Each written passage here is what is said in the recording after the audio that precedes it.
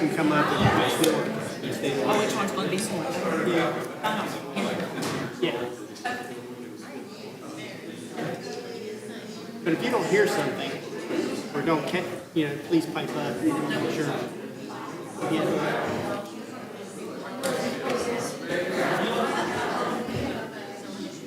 So you from Big Chili or just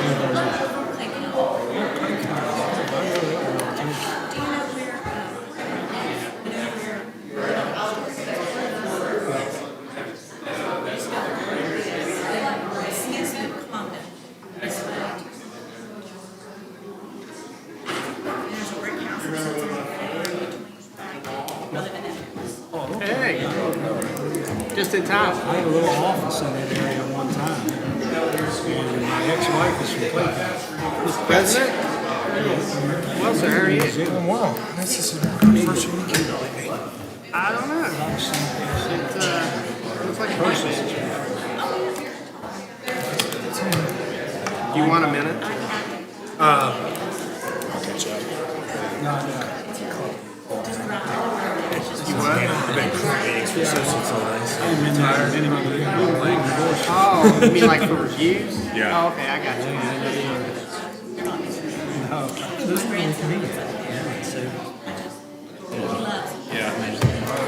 Yeah, whatever's what we do. All right. Are we ready? I guess if they're ready. It's all right? All right. All right. Kelsey, you ready? I'm sorry. Matt, ready? reporter, are you ready? Ready?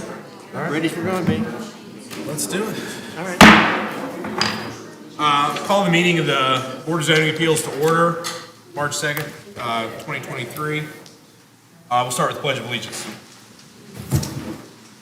Pledge allegiance to the flag of the United States of America, to the republic which stands, one nation, under God, indivisible, with liberty and justice. Mr. Hodge, would you take the roll, please? Mr. Harding? Here. Mr. Hodge here. Mr. Parker? Mr. Stonestreet? Here? Mr. Tully? I'm here. We have a quorum.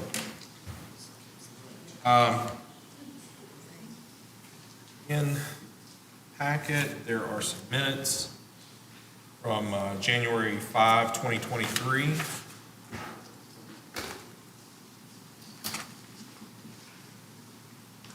Has everyone had an opportunity to review those minutes? I've had an opportunity, yes.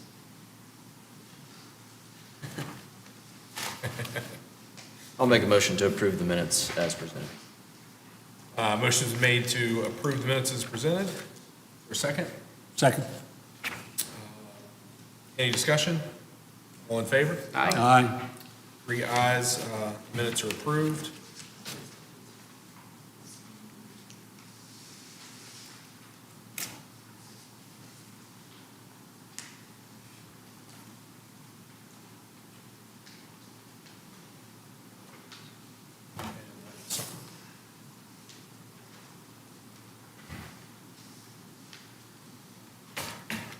Okay.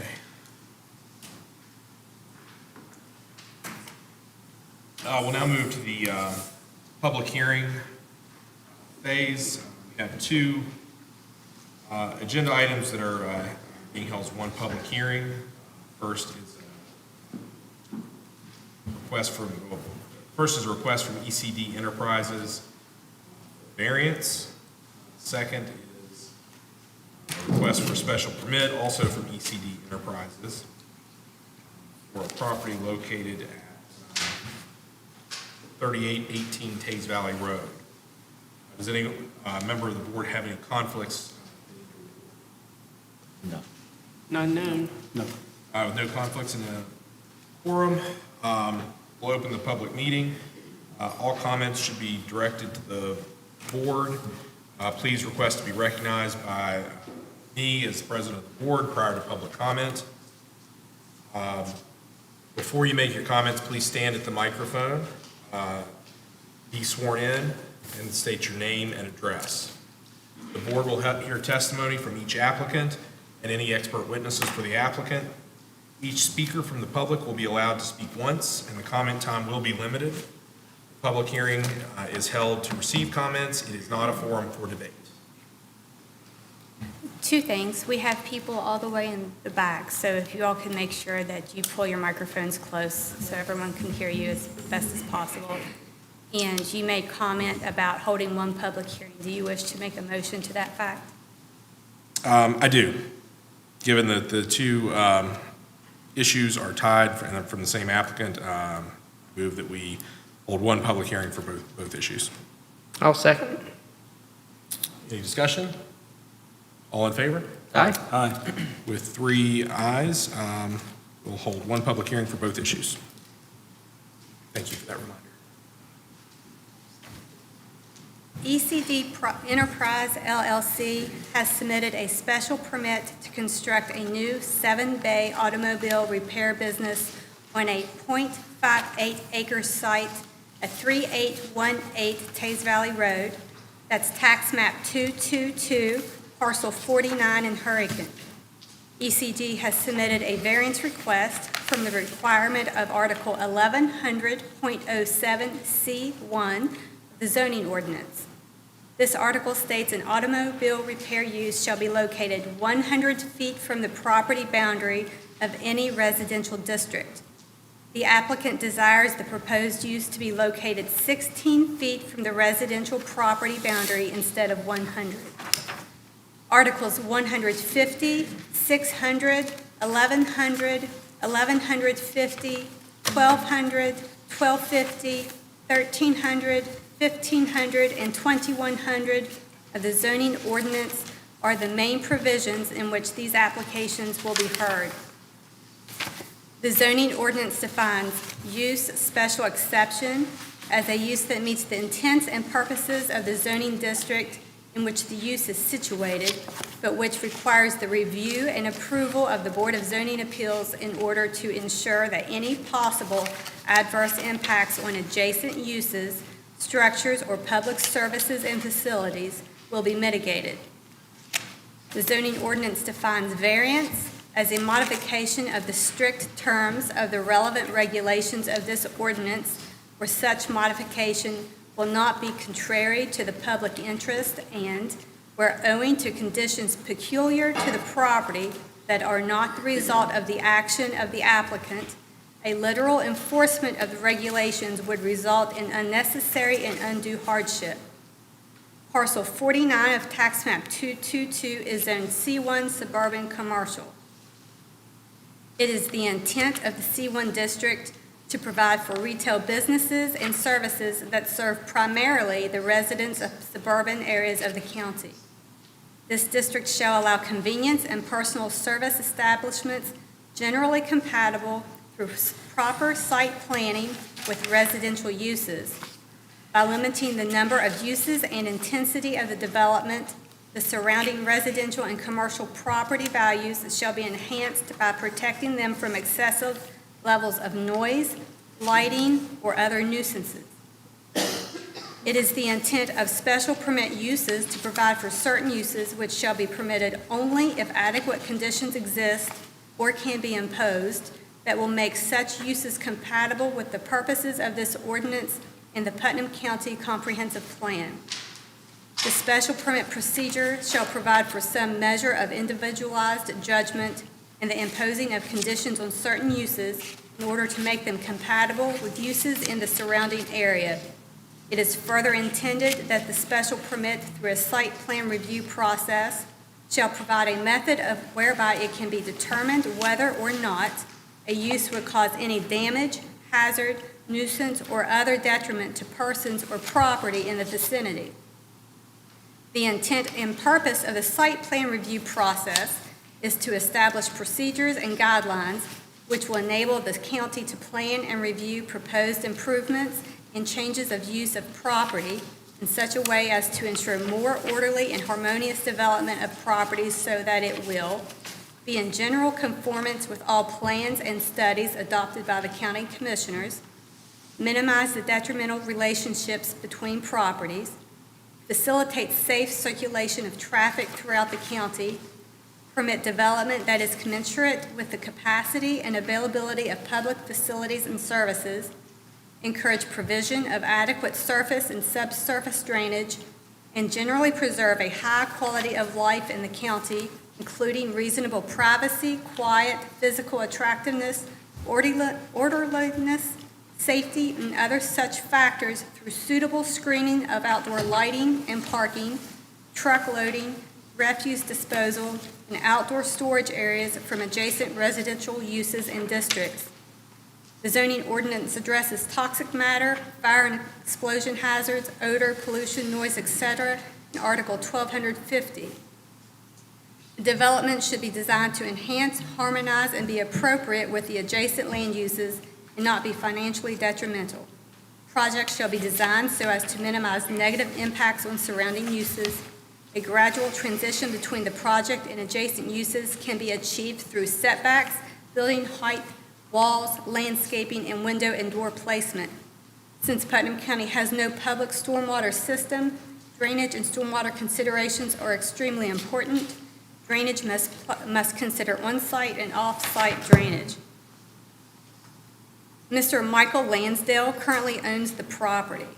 Mr. Lansdale and the members of ECD Enterprise, LLC, have signed a provisional land purchase agreement. On January the 17th, the applicant submitted a variance application and disclosure statement. Correspondence from the design engineer, Terradon, was also submitted. It states the immediate abutting landowners have been contacted, and they are all supportive of the development and the variance request. Also submitted were letters from 5 immediate abutters in support of the project request. You'll find that in attachment A. A variance public hearing notice was mailed to abutting landowners within 250 feet of the property on January 23rd of this year. The variance public hearing was legally advertised in the Hurricane Breeze on January 26th. 8 properties zoned R1 single-family residential are located within the 100 feet of the subject development. 7 of these properties contain an existing single-family dwelling. At the closest point, adjacent residential land is 16 feet away from the rear of the building, which is the shared eastern boundary. Approximately 55 feet separate the structure from the adjacent residential land at the shared northern boundary. On January 27th, a special permit for new construction application with disclosure statement was submitted. It's in attachment B. Drainage calculations and a first draft of the proposed development plans were submitted at this time. On January 30th, the applicant submitted a list of services to be offered at this site. Auto body repair, auto painting, and window tinting are not proposed. Reference attachment C. A special permit public hearing notice was mailed to abutting landowners on February 1. The special permit public hearing was legally advertised in the Hurricane Breeze on February 2. Revised site plans were submitted to the planning office on February the 13th and February the 27th. The most recent site layout plan is included as attachment D. Full-size plans are also on the tripod and at the board for the members. The proposed 7-bay vehicle maintenance garage is 17 feet in height, 120 feet in length, 40 feet in width, and totals 4,800 square feet. Required setback distances at the west and south property lines have been met. Post-construction, 57% of the site will be covered in impervious surface. This complies with the zoning ordinance standard, which is a maximum of 80% coverage. The landscape and screening plan is included as attachment E. An 8-foot tall opaque vinyl fence with 10-foot wide screening area as a buffer is to be located at the north and east property boundaries shared with existing homes. All service structures, including loading docks, propane tanks, dumpsters, electrical transformers, and utility equipment to service the building, are to be screened. The site's dumpster will be screened by an 8-foot tall vinyl fence and located at the north portion of the property. Teradon submitted correspondence which states, "At this time, no other service structure requires screening. If at a later date a service structure requires screening, the applicant will provide the appropriate screening according to county regulations." The project proposes a combination of mulched planting beds, shrubs, and ornamental grass to landscape the parking area near the south and west property boundaries. Grass will be sown or placed in any area not paved or further landscaped. Article 1150 of the zoning ordinance states service and loading areas should be screened from view of a public street. These areas should be separated from customer parking. Teradon submitted correspondence on February 27 that states, "No other similar use with the frontage along Tays Valley Road has any screening of their service activity area or service bays." Pictures of similar uses along Tays Valley Road have been provided in this correspondence. Teradon and the applicant believe that requiring screening of the service activity or service bays diminishes the visibility of the services provided and will negatively impact visitation to the property. If the special use permit and zoning variance is approved, we would gladly discuss this matter. A variance has not been requested.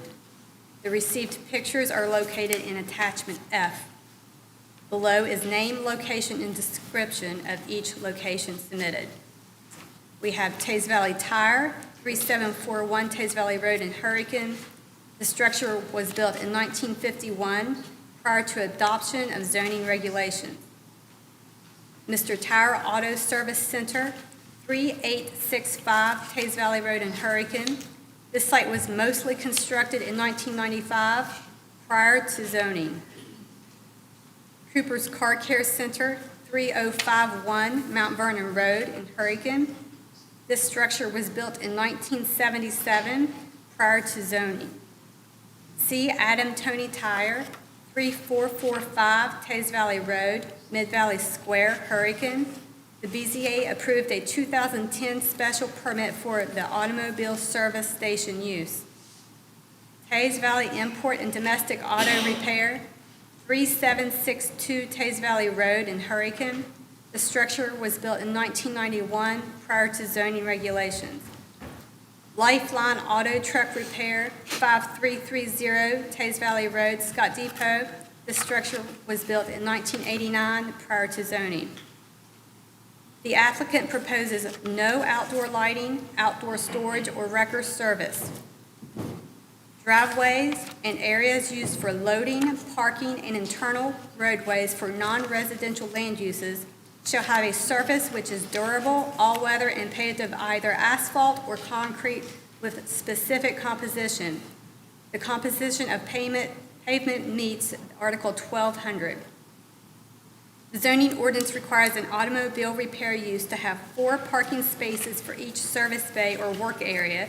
Therefore, a total of 28 spaces are needed for compliance. 12 parking spaces, including 1 handicap space, are proposed to be constructed on the subject parcel. Next door, O'Reilly Auto Parts has 36 spaces, which is more than their site requires. Together, the 2 locations offer 48 parking spaces.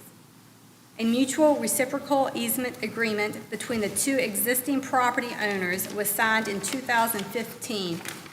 It is recorded in Book 544, page 102 to 108 at the Putnam County Clerk's Office. A copy of the agreement is included as Attachment G. With this agreement in place, minimum parking space requirements have been met. A delineated loading zone is proposed at the northern end of the development. Teradon submitted correspondence on February 27 that states, "A loading area has been provided next to the dumpster enclosure.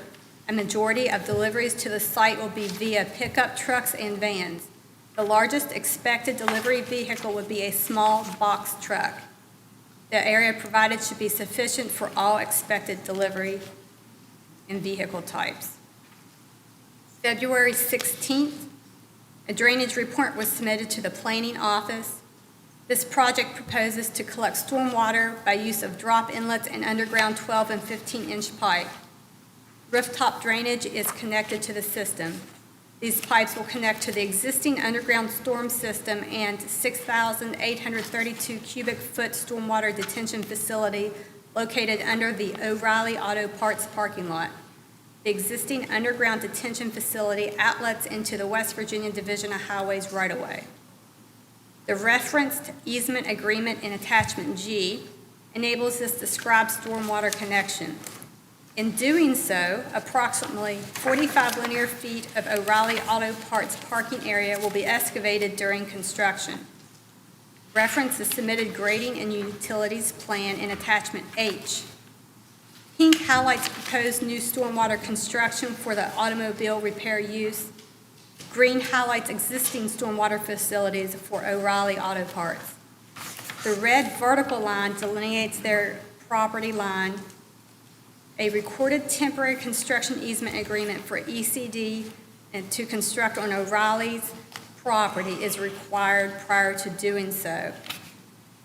Terradon submitted correspondence on the 8th of February, and it says, this easement agreement will be supplied to the county in the event that the special use and zoning variants are approved. The subject parcel is located within the City of Hurricane watershed. The city is an MS4 community, hence properties within the municipal limits and any properties in unincorporated areas of the county within the city's watershed are held to a higher standard for stormwater quality and control. Terradon submitted correspondence dated February 8, which states, upon the approval of the special permit and zoning variance, the applicant will coordinate with approval from the City of Hurricane if applicable. Further correspondence received February 27 states, the applicant fully intends on gaining approval for the storm system from the City of Hurricane and understands the city's approval is required before construction of the property begins. If this approval has not been obtained by the time of hearing, we ask that the county provide language in the conditional approval to reflect the approval requirement. An approved DOH permit for modification to their existing storm system has not been submitted. Connection to the existing O'Reilly Auto Parts stormwater facility will change flow to the DOH system. Terradon submitted correspondence that states, upon the approval of the special permit use and zoning variance, the applicant will provide DOH with all the necessary documents to ensure approval of the connection to the DOH system. The drainage analysis shows that even with the added runoff from the proposed development, the existing system will still have additional capacity. On February 20th, Mr. Chuck Snyder of ECD Enterprise submitted an electronically signed conditional approval agreement. This option was approved by the Putnam County Planning Commission in 2019, see attachment I. On February 21, a compliant sign permit application with sign plans were submitted. The following on-site signs are proposed.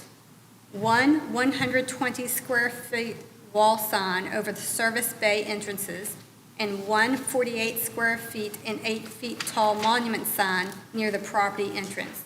That is in attachment J. An architectural rendering of the proposed structure is included as attachment K. Regular proposed hours of operation are Monday through Friday, 7:30 a.m. to 6 o'clock p.m., and Saturday, 7:30 a.m. to 5 o'clock p.m. The applicant proposes to never exceed business operations past 8 o'clock p.m. A zoning map of the general vicinity is included as attachment L. The subject parcel is outlined. It is zone C1, as stated earlier. That's the pink area. This parcel is surrounded by the following. The north and east sides of the site abut existing homes in Mount Vernon Meadows subdivision. These areas are zoned R1 single-family residential, and they're yellow in your map. State Route 34, Prim Law Office, Magnolia Living, Assisted Living, and Hodges Place subdivision are located to the south.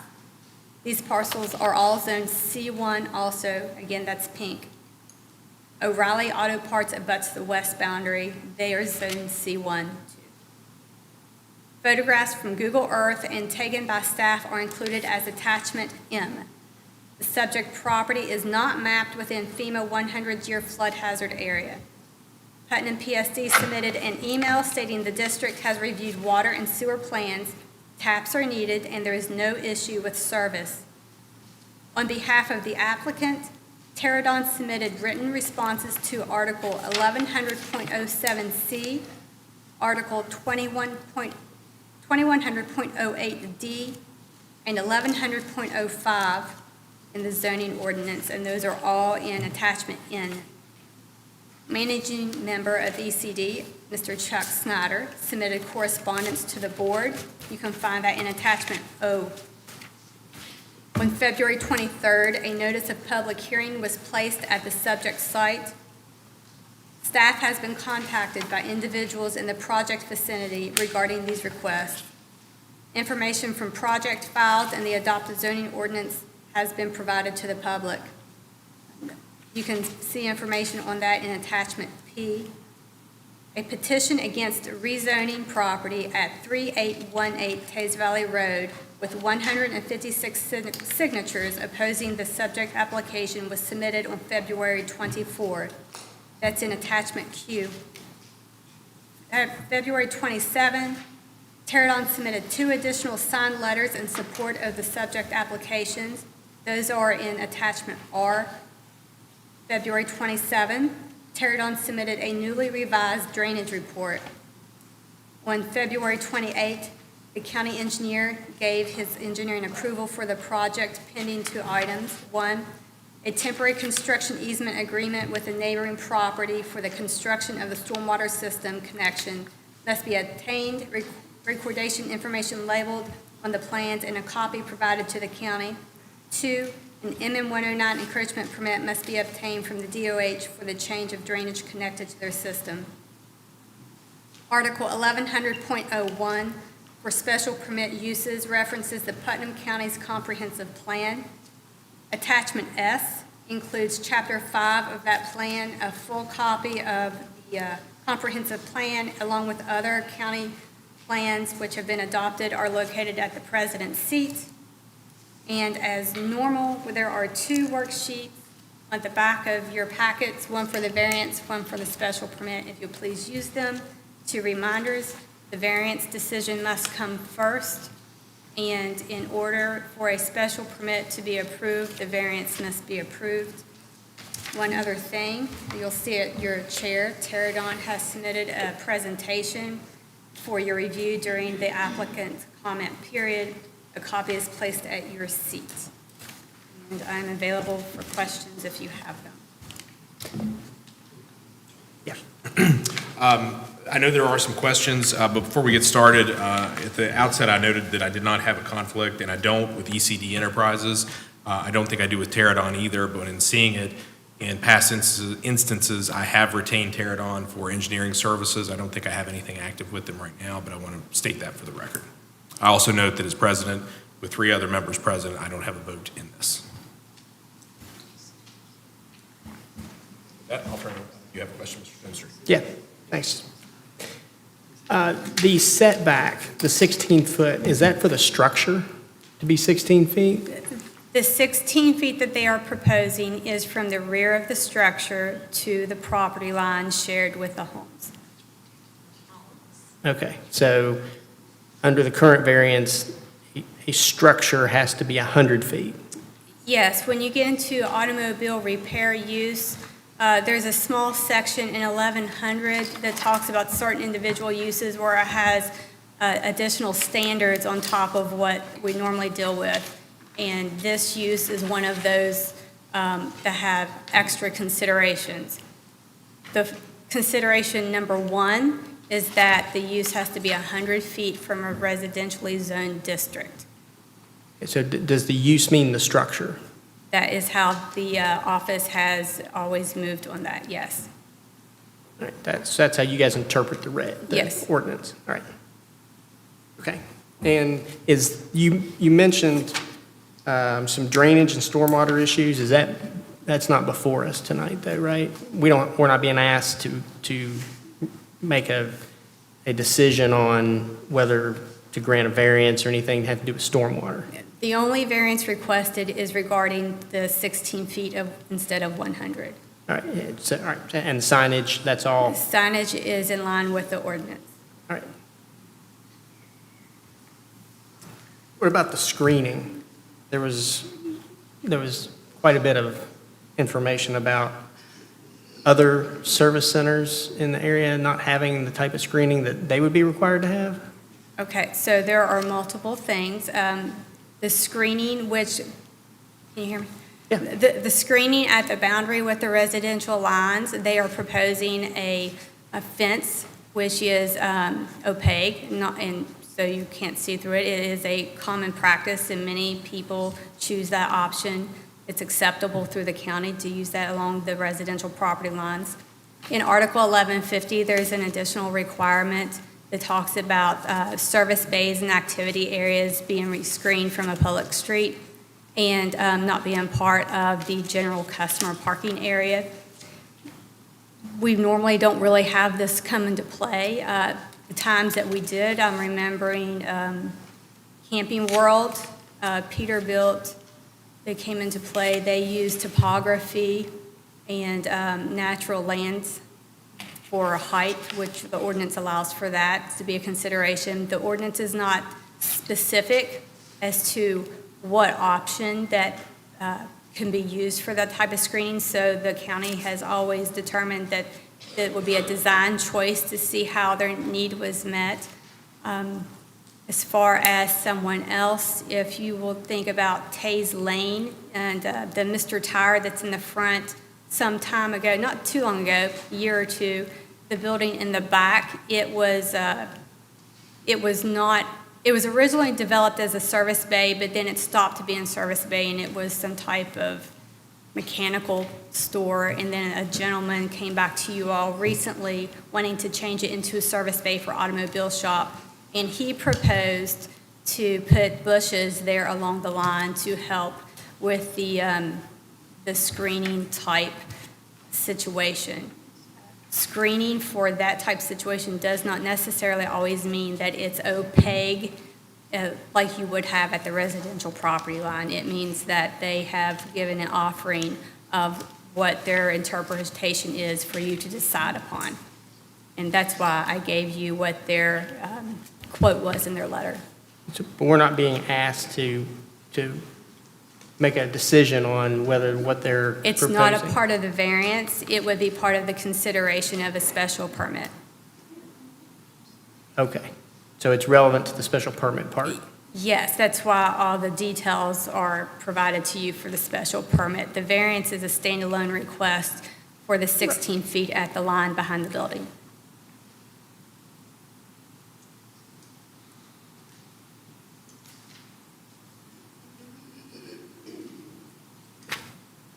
Anyone else have any questions? Melissa? Before we turn to the applicant, there's a sign when you walk in the door that says, "Please sign in here." And I counted, I don't know, maybe a dozen signatures on the sheet that I have, and I see about 24 people or more in the audience. 5 people have checked that they wish to speak. Could just, so we have an idea of what we're looking at here, could everyone who wishes to speak raise your hand?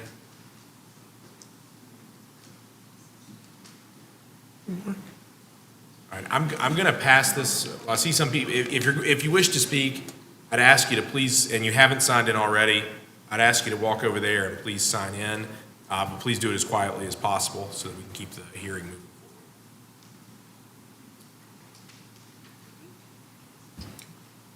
Any more questions? Sergeant? All right, does the applicant wish to speak?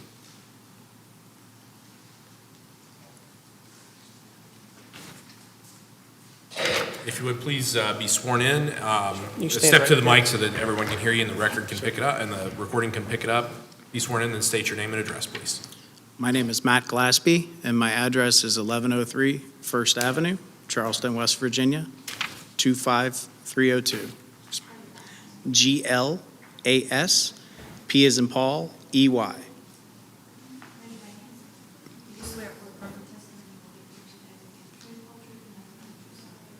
Yes. Thank you, Mr. Glassby. Yeah. Thank you for the time. My name is Matt Glaspie, and I work with Teradon. And I've been the consultant working with ECD Enterprises on this proposed project. And I know you have a mountain of information there.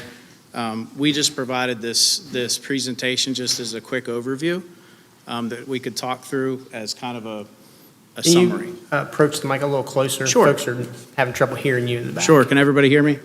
Is that better? No? You might need to raise it.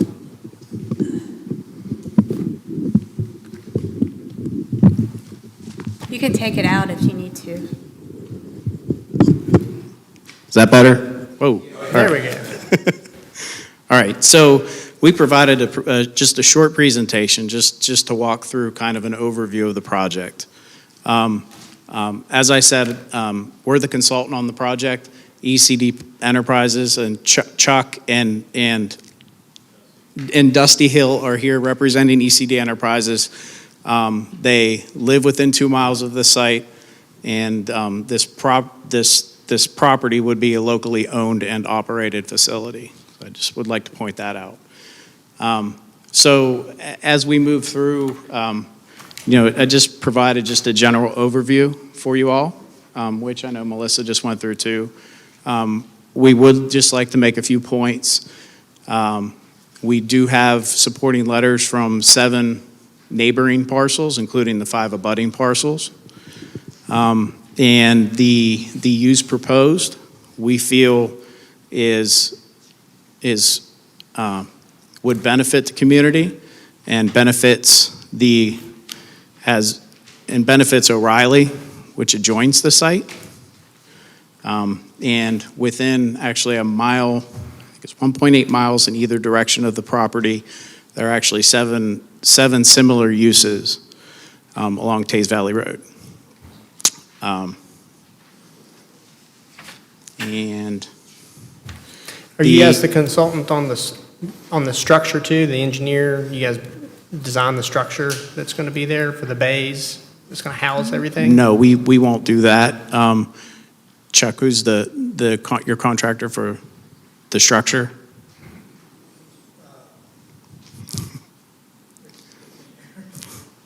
Well, the reason I just had a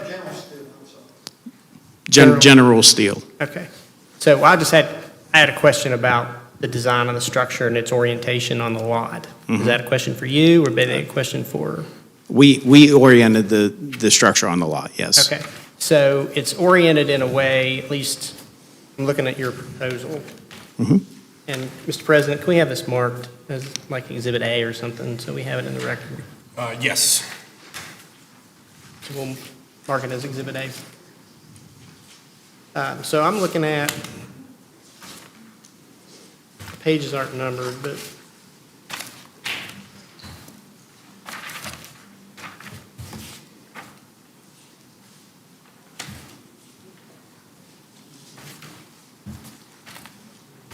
it's the last, page 8. Okay, So yellow is the structure, right? yes, All right, and that's what's proposed to be 16 feet of the back boundary, right? yes, sir. Was there not a way to build what you're wanting to build or orient it in a way where you're in compliance with the 100-foot? No, sir. If you strike 100 foot from the property line, it takes it, and is it all right if I just show? Yeah, sure. Approximately on the plan, it takes you almost down to where the entrance to the site is. The 100 feet brings you down into this area, the property. It would bring you into the parking area that's in gray on Yes. page 8? Yes, and then with pushing the building that far into the middle of the site, you wouldn't have any type of site circulation. You wouldn't be able to get your vehicles around the buildings, maneuverability into the bays, and still maintain the separation between their parking and the O'Reilly's parking. Actually, Chuck just provided, is it right? What is Just an exhibit showing the 100 foot and where that would put the back of the building. All right, Mr. President, we have this marked as Exhibit B for Yes. the hearings. This is a single-page magnified aerial photograph of the parcel showing measurements of 100 foot from, looks like the north and east side of the parcel. Is that a fair description? That's correct. Let's see.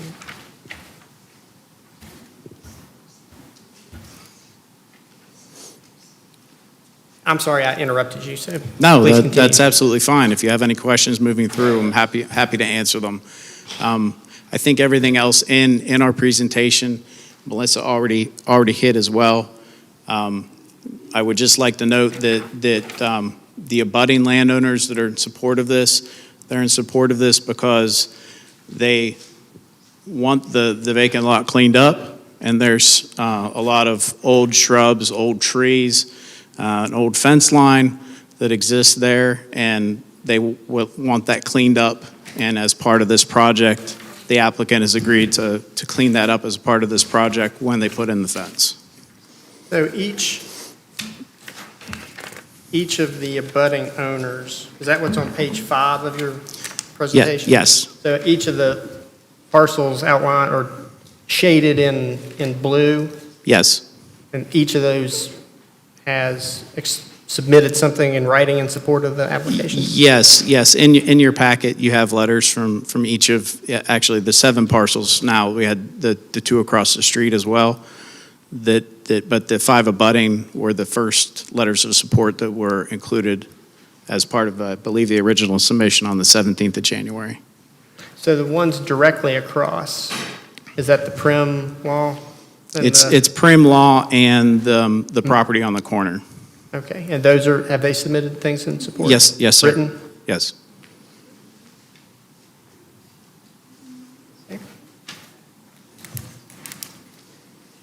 I'm sorry, you, No, you're fine. I like questions. Questions are easy to answer.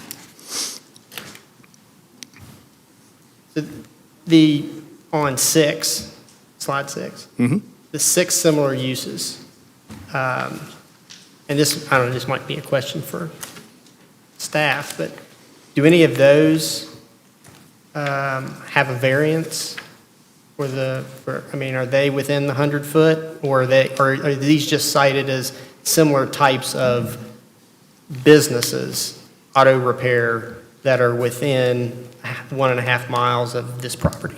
I believe that Melissa had referenced that maybe C. Adam Tony had a special use permit.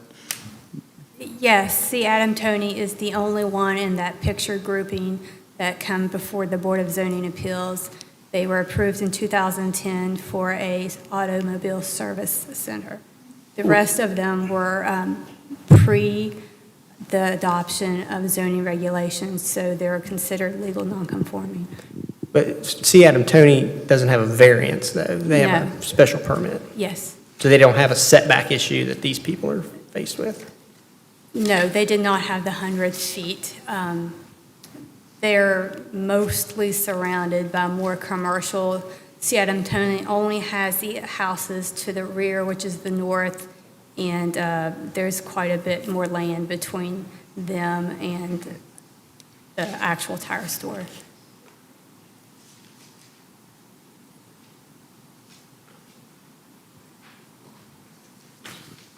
The other thing that we would like to note, just based on, Melissa, what you were mentioning in the packet, I understand that the petition letters for petitioning rezoning, we're not asking for rezoning. We're just asking for a special permit. So I just wanted to state that so that everybody's clear on that. Okay, so is there a particular attribute or condition of this property that is the reason you're seeking this variance? Like, what is it about the property that you need the variance? Is it anything other than there's residents within 100 feet of that boundary?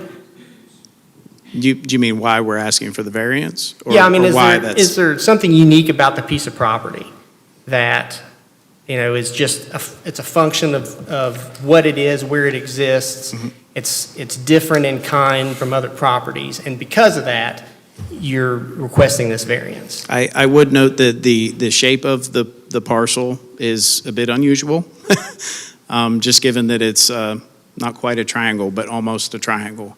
It is an unusual shaped parcel. The other thing to note is that it is a compatible use with the directly abutting and shared entrance with O'Reilly's, and the two businesses would more than likely support each other, whether it's parts or pointing somebody for service.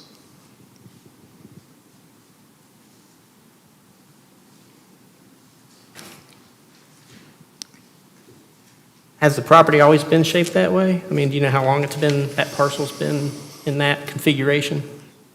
When O'Reilly's was built, that's when it was subdivided. And that was, I don't remember, is that? 2015. Okay, 2015. So the street that runs along those residences that are on the back line, what's the name of that street? Washington Circle. Washington Circle. So do we have any idea how long those places have been there, Washington Circle?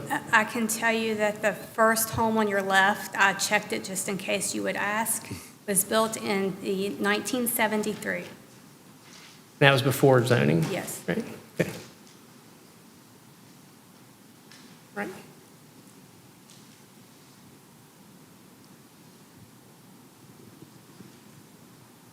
And I guess ECD has a purchase agreement with the current property owner that I take it they'll buy the property only if the variance and special permit are approved? Is that the way Correct.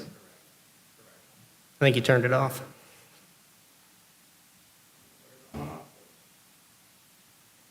Well, we've got crack IT staff will help you.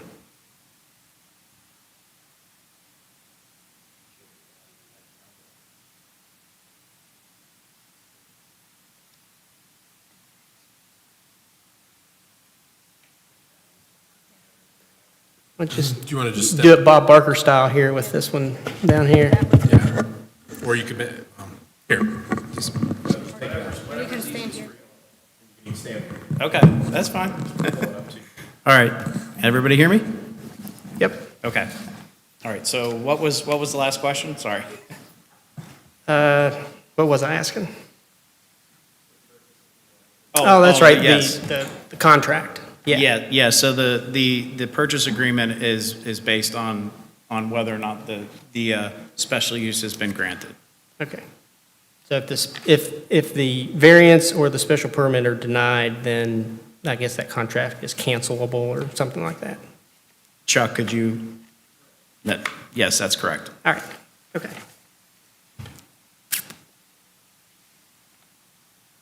All right, anybody have any more questions of Mr. Glassman? Let me be clear here. yeah, You're get saying closer to that- your mic. You're saying that everything in blue surrounding this property, that people are in agreement. Am I correct in saying on the left side from 34 is this other business? You're saying across 34? No. I'm saying in the blue on the left side, is that the other business, and do they share an entrance? Yes, that is O'Reilly's, and they O'Reilly. do share an entrance. Okay. And that's who you're sharing parking with? Correct. Okay. They share, I'm sorry, say that? They share an entrance and share parking. They would share parking? Because you guys wouldn't have enough spaces on your own? Correct. Right, And okay. and the mutual agreement with that parcel stated that it could be used for shared parking for this adjacent parcel. Okay. Thank you, Mr. Dully.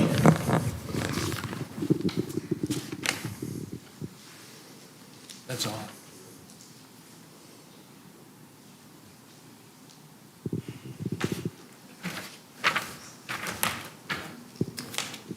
Any other questions? Mr. Glassby?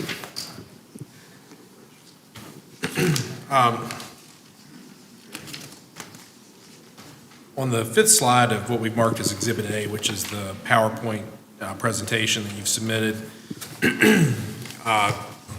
it has the site, and underneath it, or to the right of it, are the words "proposed site," and just above the second P in "proposed," there's a structure which I believe is a residence.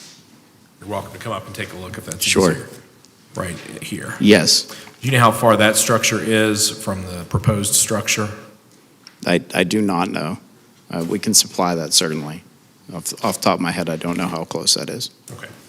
That's Washington Circle? Is that the street? That is, Yes. yes, the property that I was asking about is directly across the street from the proposed site. The corner of it anyway, and it's at the intersection of Washington Circle and It's- Tates Mountain Road. Approximately 340 feet. 40 feet, sorry. 40 feet. 40, not 340? 40. 40. Sorry for the confusion. No problem. I shouldn't be on Price is Right. A question for you, you're saying 40 feet, how wide is the street then?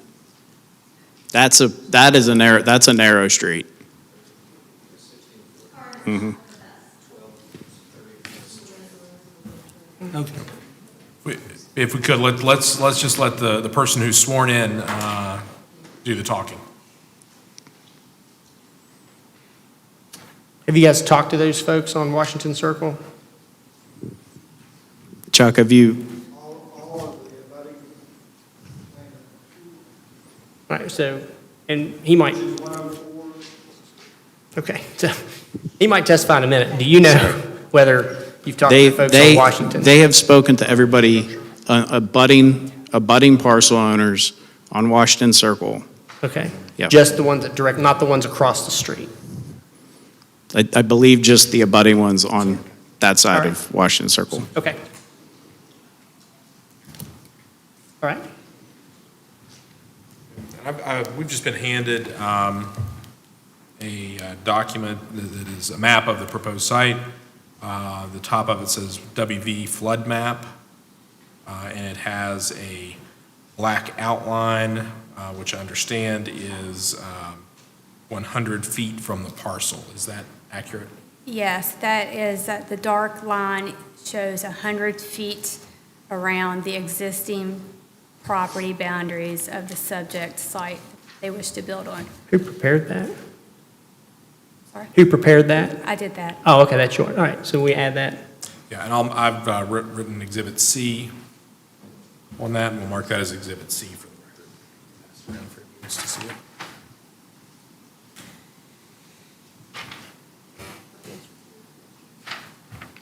This one's going to be marked as C. what was B? B was this. What was the one? I had one and I didn't have a two. Okay, gotcha. I think we did A, B, and A, C. B, and C. Okay, gotcha. Okay. Any more questions for Mr. Glassby? A question on this. Most of the adjoining property is within the only thing that's within the 100 feet that object to this, possibly object, are the house that you mentioned. That's the only one, is that correct? All the others are in agreement? Is that a correct statement? Excuse me, the parcel owners that have sent and provided letters of support are the directly abutting landowners along Washington Circle. The ones that are highlighted in blue on the drawing in front of you, Would that include these properties? yes, sir. 1, 2, 3, 4, and 5. The only one that's hasn't agreed or possibly has an objection is this property right here. Yeah, we're not sure about that side of Washington Circle. That's correct. Do you know what the address is for that property? I do not.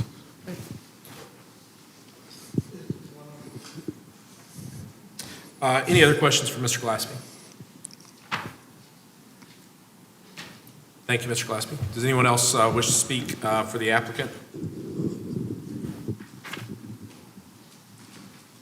Thank you. Thank you, sir. Thank you.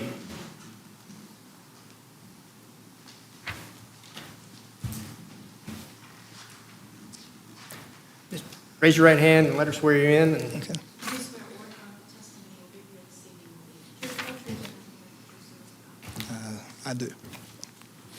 Charles Snyder, Chuck Snyder, the applicant, 402 Parkview Drive. I'm about a mile and a half, well, 1.8 miles from the site itself. you have Okay. to speak into the mic a little more so those folks can hear you. I'm about 1.8 miles away from the site itself. I've been in Hurricane since 1967. I've watched this entire area grow up, so I can pretty much answer any questions there that you might have. Do you know the address of the first house on the, I guess it'd be the east side of Washington that's on this map here? Can I It's see tax it? map. Looks like it's 222B51? This one? Yeah. He's not opposing this. But do you know the address is my question? Yes, if I can go to my file, I can get it for you. Is it 170 Washington Circle? I don't know off the top of my head. Okay. I talked to him personally. Okay. Gary, What? I didn't say you assigned it, I just said you Hang wouldn't on. oppose All right, it. well, well, if you'd like to speak, you will have that opportunity. Yeah. But right now, let's let the applicant finish what he has to say. He didn't sign it, but he said he wouldn't oppose it. Okay. Do you know that person's name? Gary Smith. Gary Smith? Okay, all right. And it's 170? I'm not sure You're of not the sure of the address. address? I have to get I've got it over there. You got it in a file? Okay, well, maybe you can check that in a minute. We're just trying to figure out, I just want to know what the address is, because we've got a petition in here as part of our packet that we have folks signed from Washington Circle, and there's a lot of addresses on Washington Circle. So just trying to figure out which one is that, and maybe the one beside it. So, Does anybody have any questions? Any questions on? No. Okay. Thank you. I assure you, if I can make a couple of statements. Oh, sure, that- please do. The reason we want to put this in there, and that's my partner over there, Tays Valley Road is about to be flooded with another 1,000-plus cars. There's 300 apartments going in behind the Wendy's area. On down from Tays Valley Tire, there's another apartment complex going in. Tays Valley is overrun with automobiles. It's very hard to get service in a timely manner, okay? And I've been in this business for 48 years, and we know how to take care of customers, you know. The place will meet all requirements. It'll stay clean. There will never be a junk car parked on the lot and left there. There will never be tires exposed. I'm talking about scrap tires, okay? There'll never be scrap metal exposed. It'll all be disposed of properly. And we'll meet all the requirements of that type of business, okay? And it is a new structure, so as far as appearance go, it'll be kept up to par, okay? You know, and any questions? Thank you.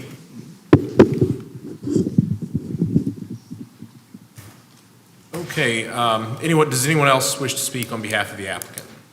I would ask you to limit it because we have already heard from the applicant and one witness, so I would ask you to be brief if you can. Jason Asbury, 251 Rummer Station, Red House, 25168. Also, Just to be sworn in. I'm sorry. Swear you. Do you swear or affirm the testimony you'll give here this evening will be truthful, true, and nothing but the truth, so help you God? Yes, I do. I'll make this real quick, as you've heard from us before, but I do represent Teradon as well as Mr. Smith. And just a couple of things I want to point out is we're here because this is a special use. From a property owner standpoint, there are a lot of uses that are allowed in this zone that would be far more detrimental to property value, in my opinion, in our opinion, that would not have to come before this board and would just simply go through the staff review and the engineering review as outlined in the ordinance. And can I ask you a question, Mr. Stone Street? With the applicants that are the folks who have submitted a letter of opposition, if I understood Ms. Sargent, it was for rezoning as a way that was read. I just want to point out this is not a rezoning case. And I can't answer your question, Mr. Asbury, but I understand your point. That's all I wanted to say. So thank you guys for your time. Thank you. Okay.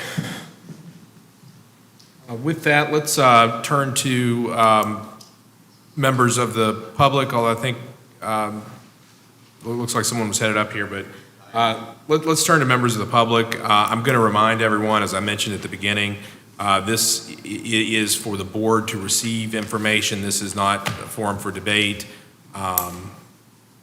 So I just remind folks of that. And I would ask, to the extent that we can, that we keep our comments brief and to the point. I've noticed that 2 more people have signed in, so we have some idea of how many people want to speak. So with that, I will ask the gentleman who's approaching the mic to come up and be sworn in and then state his name and address. James Mason, Creek Road, Scott Depot. Correct. Do you swear or affirm the testimony you give today will be the truth, whole truth, and nothing but the truth? I do. Gentlemen, thanks for the opportunity to do this. I've known these professionals for about 7 years. I returned to the area after being gone for 25 years. One of the detriments we have in the area is reliable auto service. I recommend these gentlemen's knowledge to a lot of government and corporate executives coming into the area simply because we don't have a lot of reliable service. I travel a lot for my job. These gentlemen take care of my family, my kids' cars. That's something I don't trust as a helicopter pilot and a maintenance officer for some very expensive equipment. We don't see that here. I can't emphasize that enough. The property fits with the O'Reilly's beside it. It's a synergistic, set of businesses. It works. And that 16-foot easement that Commissioner Stone Street was concerned about, that is adequate firefighting space and adequate fire boundaries for most properties.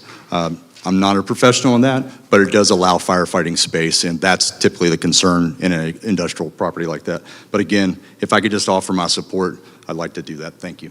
Thank you. Before you step away, does anyone have any questions? Okay, No. thank you. Thank you, sir. You're welcome. Okay, anyone else from the public wish to speak? And actually, let me start with the folks who've signed in. Have you signed in, sir? Okay. Why don't we just go down the list? Yeah, let's just get down the list so it's a That way we little don't bit miss more anybody. organized. First, I've got Linda Morgan.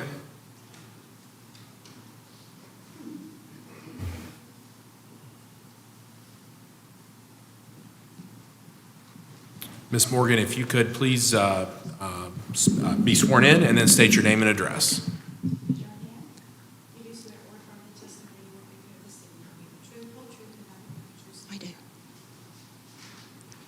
the truth? I do. I'm Linda Morgan, and I live at number 1 White Rock Drive, which is right across from O'Reilly's. I have no problem with O'Reilly's, but this other business does not sound like O'Reilly's, okay? But anyway, my issue is White Rock. When Sheets moved in between White Rock and Green Acres, they are in my back door. And see, I have a pool in my backyard, and they raised the property up 15 feet, and the drainage is horrible and has been ever since Sheets went in, and still is. They put a French drain behind it, but it goes uphill. And I'm trying to say that what, you're approving, sometimes nobody goes back to check on it. And see, there are several things that, you want to approve, but nobody goes back to see what's really going on with it all when it's done. That's my issue, because of what I've been through with Sheets, okay, in my back door, up 15 feet from my pool. They were not approved the first time. But the second time, they came and asked me what I wanted. So I have 2 8-foot fences, one around the car wash, which I call the hurricane on the hill, or the cyclone on the hill, because the noise is horrible. And, they say, okay, we won't have this noise, we won't have too much light, we won't have this, we won't have that. But nobody checks it. Ms. Morgan, do you have any information to offer regarding this proposal that we're looking at tonight? Well, I'm just wondering, actually, what kind of noise they're going to have, and they're going to use O'Reilly's parking lot, which is in my front door. See, O'Reilly's is just fine, but I don't want all this other stuff in my front door. And of course, I was concerned about the other people in the neighborhood, but it seems like they're not. 16 feet behind a 17-foot building, and you have an 8-foot fence? That sounds horrendous to me. But if these property owners are not concerned, then, maybe they're not. But I think they don't know what they're doing. Okay. Does anybody have any questions for Ms. Morgan? Thank you, Ms. Morgan. Thank you. Next on the list, I have, I hope I don't pronounce this incorrectly, Vincent Toscano. If you would please be sworn in and then state your name and address. You just swear or affirm the testimony that you give here this evening will be the truth, whole truth, and nothing but the truth, so help you God. Yes. Please spell your last name. T as in Thomas, Oscano. Vincent's my first name. I probably won't need that because I'm a pretty loud guy as it is. But there's a couple things that I had a problem with the blueprints. One of the houses that's not on here, it's that corner, that little slice when you first come into the development on Washington Circle. He might have 10 feet to the ditch line. So he's not 26 feet from the end of that building. Now, a lot of people don't realize this. Yeah, 16 feet, you can get a fire truck down that line. But because of the ditch line and the house there, they can't come from the other direction, number one. Number two, if there's an explosion, in the last year, we've had 6 fires in West Virginia out of garages. One in Huntington that burned down a housing complex. That happened on, I think, November 24th, 2022. So if something happens and that place explodes, every house on that bordering it is gone and the people in it. And the one fire happened early in the morning. I walk my child at the school bus at 6:30 every morning. What if I'm standing there and it explodes? Sir, Yeah. they're mentioning to me that they cannot bring. I am so sorry. Just speaking to the mic. Speaking to the mic, that's. All right, I'll pick it up. I'm gonna ask everyone to speak into the mic. I know it's. Right. What I was unnatural, pointing but out it's- is that there is, with garages, there's a hazard of explosions and fires. With houses only 16 feet, and like I said, that one house is literally 26 feet from that end of that, from that end of the building to his house would be less than 26 feet. If there's an explosion, that house is gone. The house next to it most likely will be gone. So, and like I said, in Huntington, there was a fire, I think November 24th, that burned down the garage and a housing complex.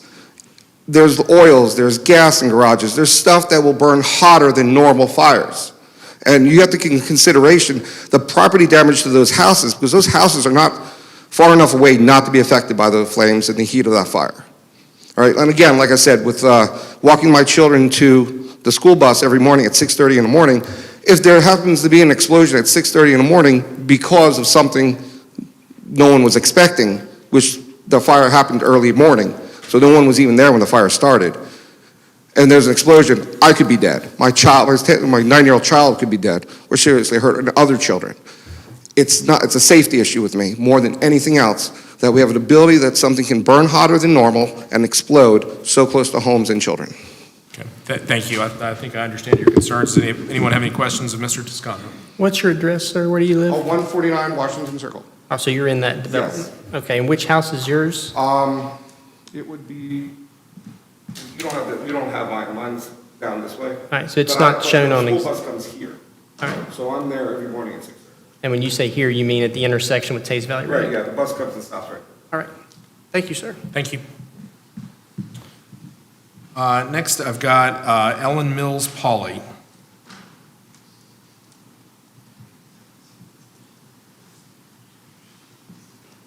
Now the mic's way too high for you. And now we have a mic that's way too tall. I'm loud enough without a mic, I think. Well, I'm fine. It will We help for thought. everybody to hear and for us to pick it up on the record. That's fine, thank you. I'm Ellen Mills Pauley. You do swear or affirm the testimony you will give here this evening is the truth, whole truth, I do, thank you.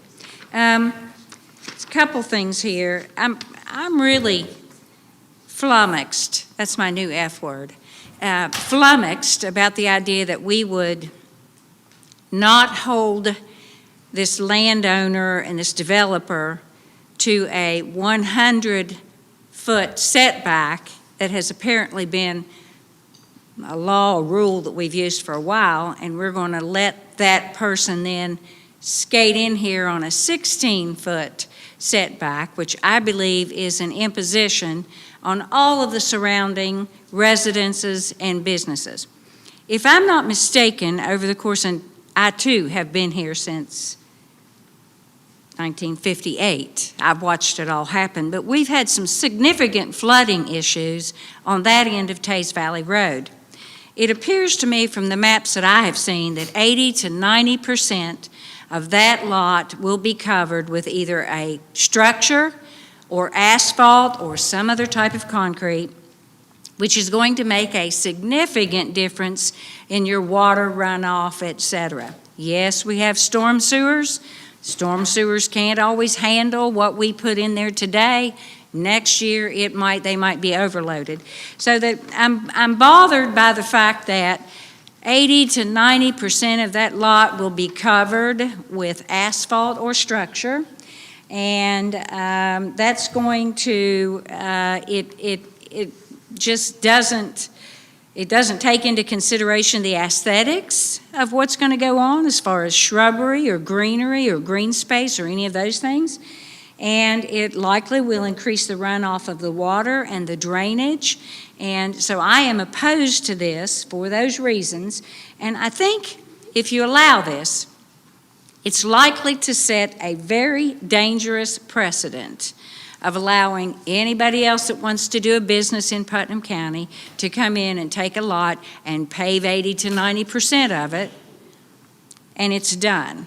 And then 15 years from now, when our flooding issues and our stormwater sewers and that sort of thing are overloaded, we can all just, move to higher land. So I'm opposed to allowing this ordinance, this variance. This particular issue is the special use or the variance request. Thank you so much. Thank you very much, Ms. Mills Pauley. Before you step away, does anyone have any questions? No. We're okay, thank you. we have an address. We do. Her address is 576 Crooked Creek Road, Scott Depot. Okay, next we have David Connolly.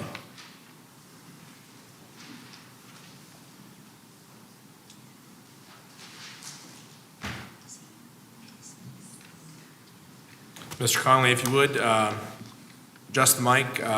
We should have called these up by height. Adjust the mic, be sworn in, and then state your name and address, please. Absolutely. Do you swear or affirm the testimony you give here this evening is the truth, whole truth, and nothing but the truth, so help you God? My name is Dave Connolly. I live at 2 Lafayette Circle. Lafayette Circle is connected to Washington Circle. It's kind of the lower circle that's to the east. And there's just a couple things that I'd like to say. Number one, regarding these letters that the applicant says they've received from abutting landowners, these were form letters that were sent to the landowners. It wasn't the landowners making, their own letters saying we approve of this. They were form letters that were sent out, so it was just easy for people to initial them, maybe they read them, maybe they really agree with it, I don't know. But they didn't write these letters on their own.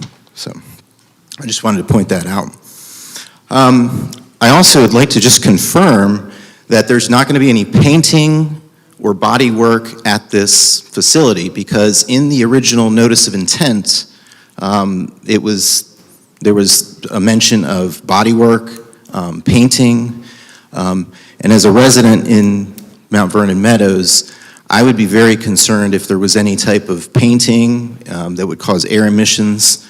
I still have some concern over air emissions from, the maintenance shop itself, but not as much as long as there's not a paint shop associated with that. So if we could confirm that, and at some point, that would be great.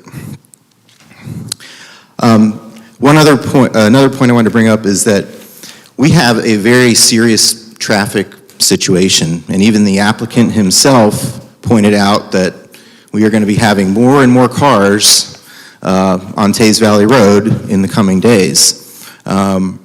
And, as a resident of Mount Vernon Meadows, every time we pull out of there, it is really difficult to make a left-hand turn if we have now an additional amount of traffic that's coming, in and out of this facility.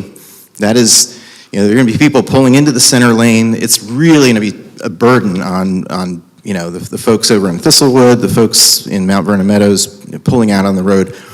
I mean, I understand the traffic is just, I've lived here for, 15 plus years now, and it's terrible. So I would ask that they would at least consider the traffic situation. Has anybody done any study on that, looked at that? How many vehicles are going to be coming in and out of their place per day? I think that's something that really needs to be looked at. The last thing I'll say, and then I'll be finished, and I do appreciate your time. If this property was sold at some point down the road, if, let's say that the variance is granted and the special permit is granted, if the property is sold to another commercial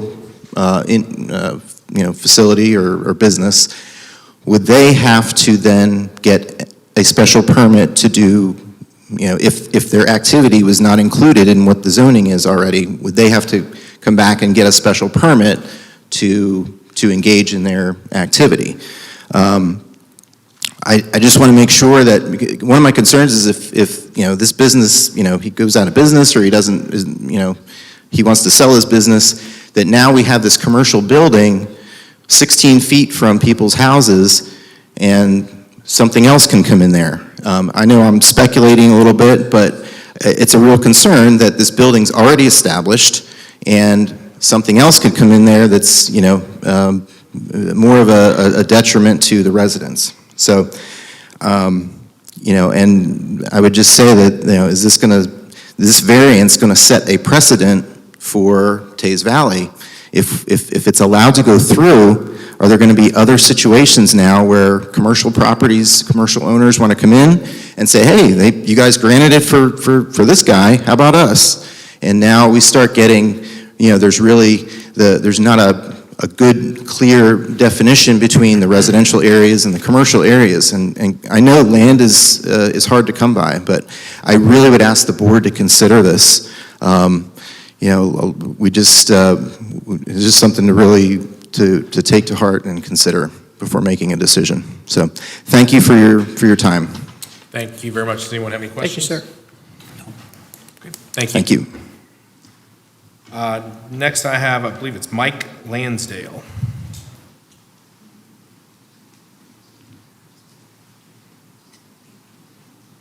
If you would step to the mic, be sworn in, and then tell us your name and address.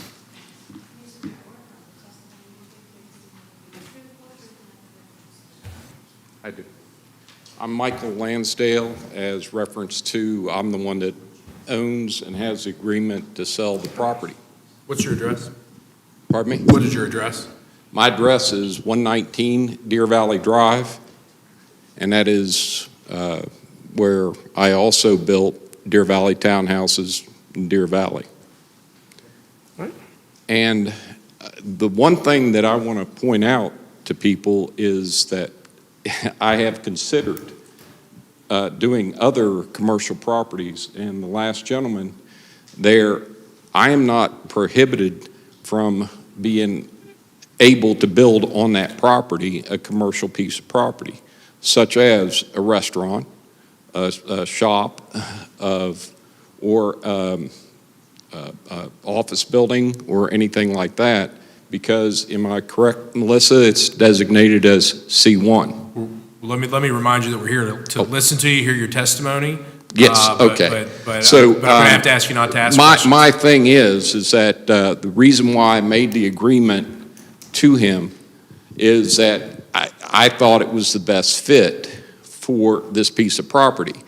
When I negotiated with O'Reilly's and I sold O'Reilly's, I negotiated it to have one inlet and outlet to Tays Valley Road. Reduces congestion, right? Then having him have a separate outlet. I also negotiated shared parking to where whatever business went in could also meet the parking requirements. So at the end of the day, I do believe that this is the right fit for this property. Otherwise, I have other options to be able to build something different with a lot of concrete and anything else. So from the variance standpoint, I still believe that this piece of property sold to them, having a auto repair shop within walking distance, not driving distance, to a repair or auto supply place is a very good benefit and probably reduces congestion on the highway. Thank you very much, Mr. Lansdale. Does anyone have any questions? No. Thank you. Next on the list, I have Jay Mason. Already spoke. Oh, okay, thank you. I'm not going to, I can't read the last name, but it's Kylene, I believe.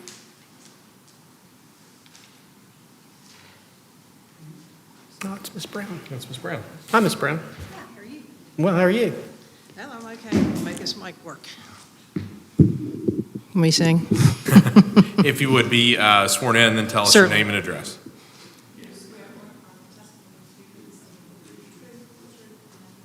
I do. Thank you. Colleen Brown. Brown?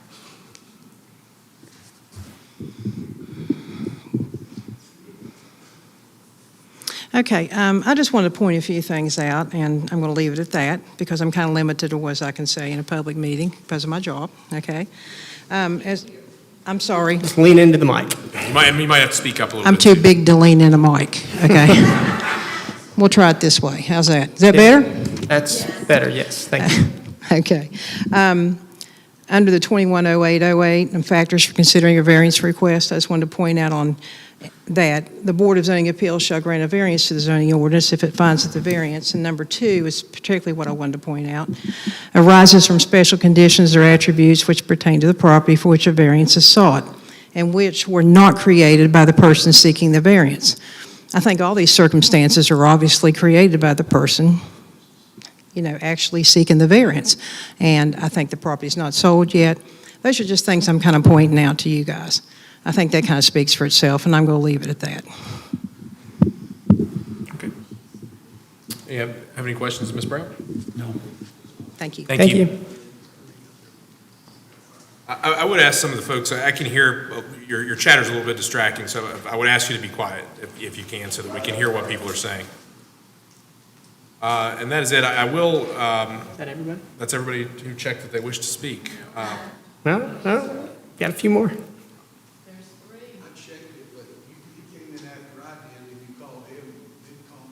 Well, I don't see your check, but please come forward. There should be one beside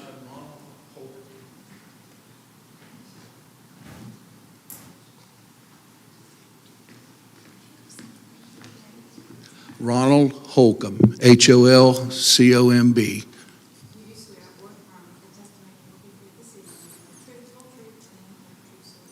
I so affirm. I live at 133 Washington Circle, which will probably not be on your drawings. It's at the opposite end. These are at the entrance. I live near the back corner. However, my son lives at 108 Washington Circle, which is probably the parcel you keep referring to as the closest. And one day he tells me they're talking about building a garage out here. Guy comes by, asks me, he says, "Hey, would you care if we build a garage?" He says, "I don't care." And says, "Well, initial this." I don't know if that's what letter you're talking about or not.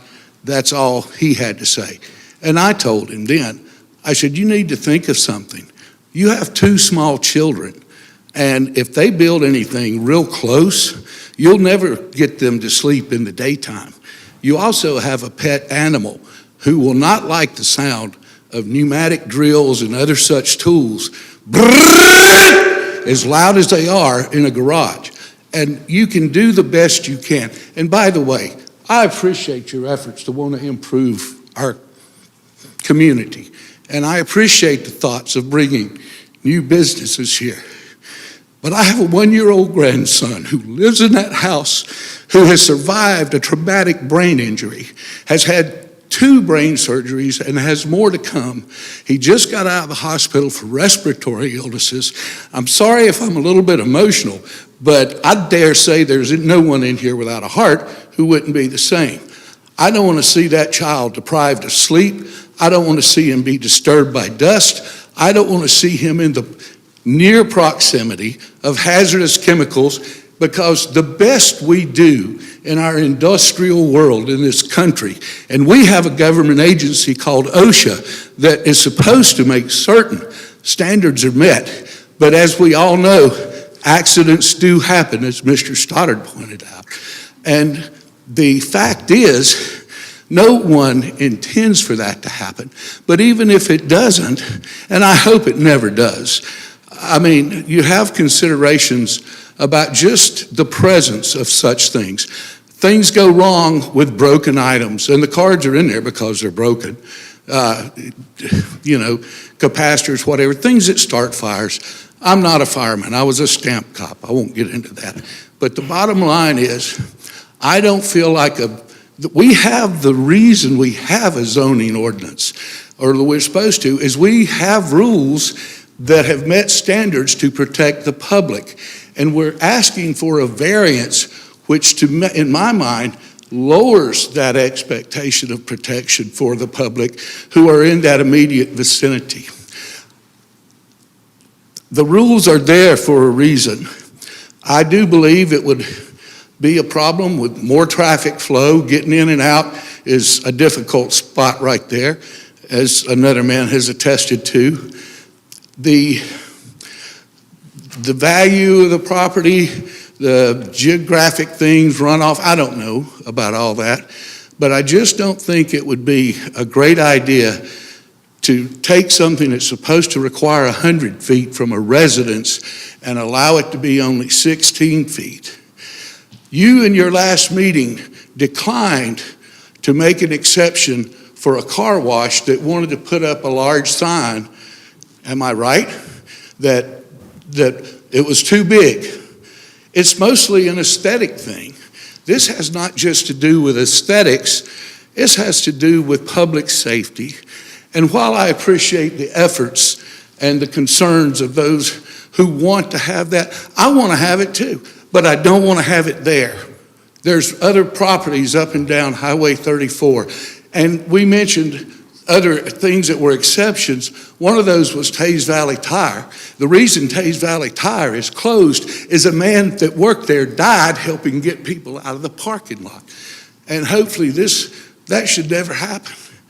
It wasn't an intentional thing. It was an accident. And I just don't like increasing the potential for things to go wrong. And I think that other neighbors in our area, they also, who oppose it, they all have their own reasons, and I don't want to reiterate things that have already been spoken, and I don't think I've forgotten anything, and I hope I was Thank order. you very much. Does anybody have any questions? What's your son's name? No. What is your son's My name? son's name is Jonathan Holcomb, Jonathan Holcomb? common spelling. And he's the one that lives on the corner of Tays Valley Road and Washington Circle? May I? Yeah. He lives actually right here. I'm sorry. This is, He lives at, this is Ralph's residence. This is Turner, and this, all right, so he's at tax map 222B-2. yes. All right. Address is- That's 108. Okay, thank you. Thank you. All right, could everybody else who wants to speak, please raise your hand. Ma'am, what? I mean, it is getting fairly late, so if you, I'm not going to stop anybody from speaking, but if you're just repeating things that have already been said, I'm going to ask you to move on from that. If you would be sworn in and then state your name and address.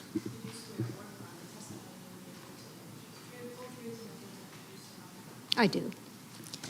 My name is Patricia Robinson. I live in Hodges Places subdivision on Amanda Drive. I'm on one of those maps. I'm one of the houses behind Prim and the assisted living. I'm part of the group of homeowners that submitted the petition with the signatures of approximately 150 who do not support this special permit. And in answer to the person who thought it was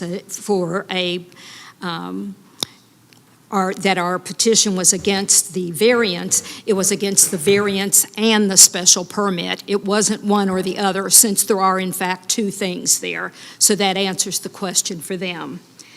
And it's not that we're against business. We realize the area in this that's in question right now is zoned for business. We're not against just this business, but any business that would require a special permit that would adjust or change the current zoning regulations. This special permit would allow a business that previously was required to be 100 feet from the property boundary of any residential district down to 16 feet. The difference of an entire football field down to less than the 20-yard line. Looking at the map, you can see that the lot is too small for the building that's proposed to be put on it. The need for another tire and auto service shop in this area is slim. If you Google the number in the nearby area, there were at least 10 between Hurricane and Scott Depot. And while some conversations and paperwork seem to indicate that this would be an independent auto service center, the special permit request is for a 7-bay automobile repair, including body and paint work. So if the Tire and Auto Service Center decided to go into the paint and body work, the special permit would be pre-approved for that work. It opens up many additional environmental issues. While there are many reasons we disagree with the allowing of the special permit, the additional noise pollution, the increased traffic, the environmental issues, and the lowering of our home values, one of the most important reasons is that many of the homeowners in our subdivision and the neighboring subdivisions selected this area for our homes, in many cases our forever homes, and felt comfortable that with the zoning regulations that we should encounter very few problems in the future. However, this type of exception or special permit takes away the confidence in our being able to stay in our homes. We ask that you consider our request and ask that if any of you would want this type of special permit, allowing a business of this type this close to your home and your family. Thank you. Thank you. Does anybody have any questions, Ms. Robinson? No. Thank you. All right, yes, ma'am.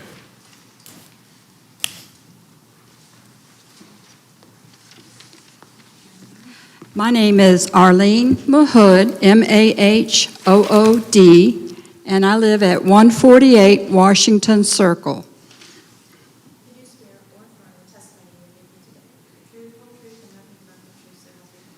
I do, so help me God.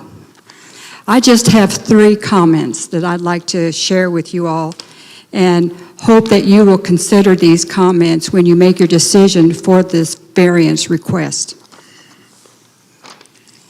First of all, thank you for your time. Number one, just okaying this variance will cause this business to go ahead and build there, and we don't want it there. Our house values will go down. And not to mention, there are a lot of retirees in that subdivision, and I've been in there since 1985, and I don't want to see my house value go down. Number two, there is mention of an 8-foot vinyl fence that's going to be built behind the property. I don't know where that fence will end when it butts up to the sidewalk there that runs on the south side of the property. But if it butts up to that sidewalk, or even within 5 feet of the sidewalk, it's going to cut our line of sight for us to exit our subdivision, which was there first. And we have a lot of people that go in and out of that subdivision, and like the other people have said already, we have a traffic problem, with all the more cars that are going up and down Tays Valley Road. And then number three, this is comical to me because, anyway, I won't go into that. But only the 5 abutting property owners were asked about whether they would agree to this being built by whatever means they claimed that they got the approval. Why wasn't the rest of the subdivision asked with letters? And I'd also like to point out that it seems like a lot of this was done hush-hush.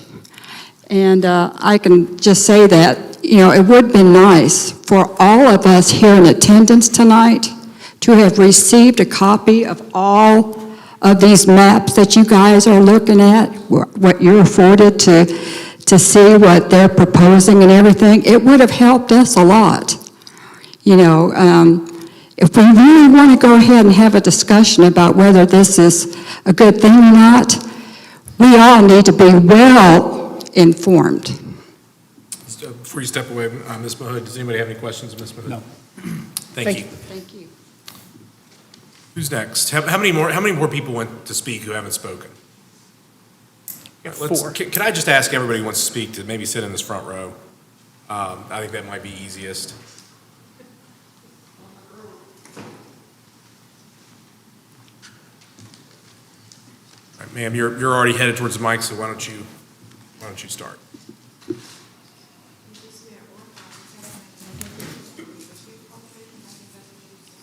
I do. Hi, gentlemen. Thank you so much for your time this evening. What's your name? Kristen Nosselman. I live at 116 Washington Circle, which on your property map is going to be 222B6. It's Nosselman, sorry. It's Nosssaman.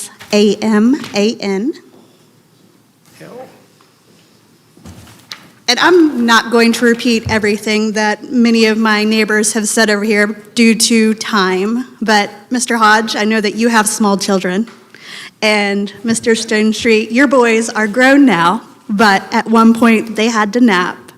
And as a mother with small children and with pets, I ask that this be denied because it's just not going to continue the quality of life that we are all used to.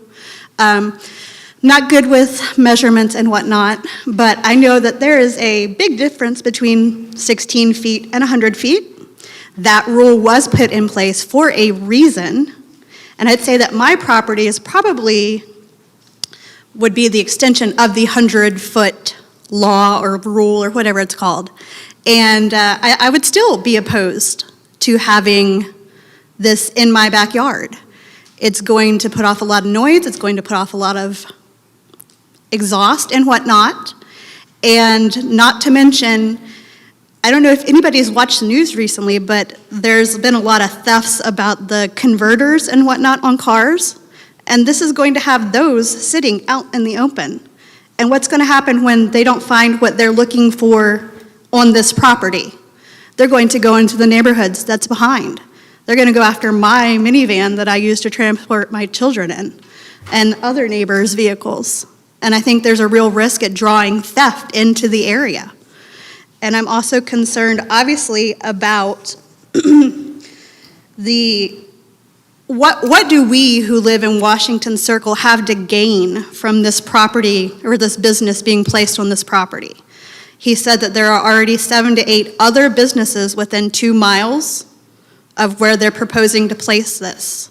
And I'd say that is probably ample business opportunity to provide these services at these other locations. So that's all I have to say. Does anybody have any questions? No. What was the property? 26? 6. It's 116 Washington Circle. Thank you. Thank you. Yes.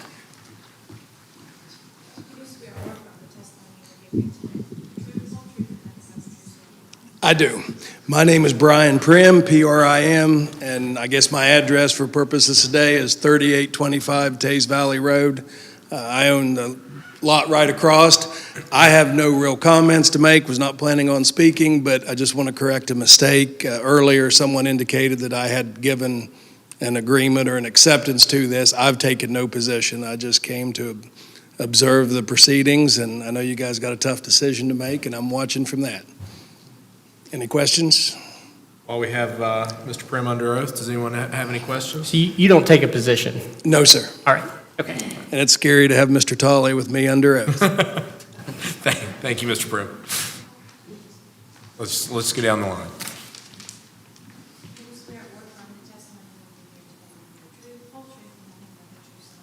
Yes. Robert Hill, If you could speak into the mic so everyone can hear you. 10 Eldorado Circle, Hurricane. All right. This is nerve-wracking, so I'll be quick. All right. The explosions and fire things, the garage will be operated mainly by air. The chemicals being stored, O'Reilly's directly across from us stores more chemicals and fluids than we ever will. One other thing with the noise complaint, the building is designed and will be insulated to help deaden any kind of noise that will be produced by any pneumatic tool. Most of our tools are going to electric now, so that's even quieter. The lot being covered with asphalt and drainage issues, any business that goes there is going to have a parking lot, so it's kind of irrelevant. The letters for those residents that's directly on our property line, we did type up the letters.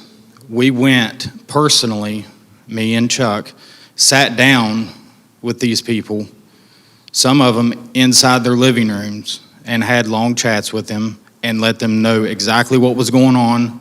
They were fully aware of what was happening, what we were planning on doing, and who we were, and they signed them. The fence, someone was talking about an issue with the fence blocking. That fence will not exceed the 20-foot setback. There will be plenty of room to be able to pull out onto the road. Another thing with that being said, something will eventually go on this lot. An automotive shop will create less traffic than potentially any other business I could think of, food-related, whatever. That would be a nightmare at that spot. And we will also share an entrance and exit with O'Reilly, so another one will not be created. One other thing, there's multiple businesses that can go in to that lot and that's already permitted for uses that don't have to come in front of this board. A couple include nightclubs, cannabis dispensers, etc. And they can be within 20 feet of that property line without even coming to this point that we're doing.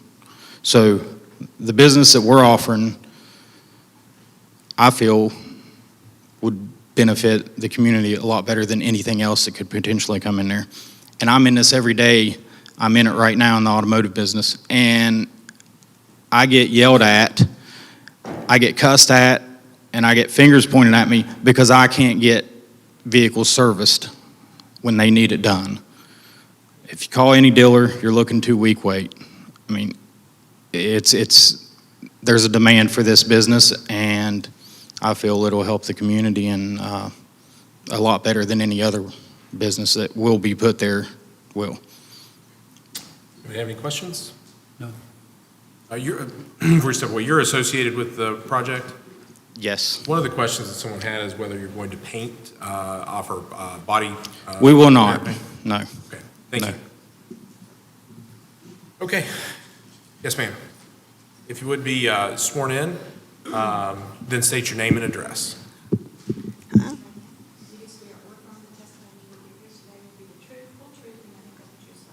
Yes. My name is Linda Tennant. I live at 7 Hampton Crossing in Hurricane. And I live about 400 feet from where this property is, where they're wanting this 16-foot. So I do hear the noise. I hear O'Reilly's. I've had several complaints with O'Reilly's and the noise.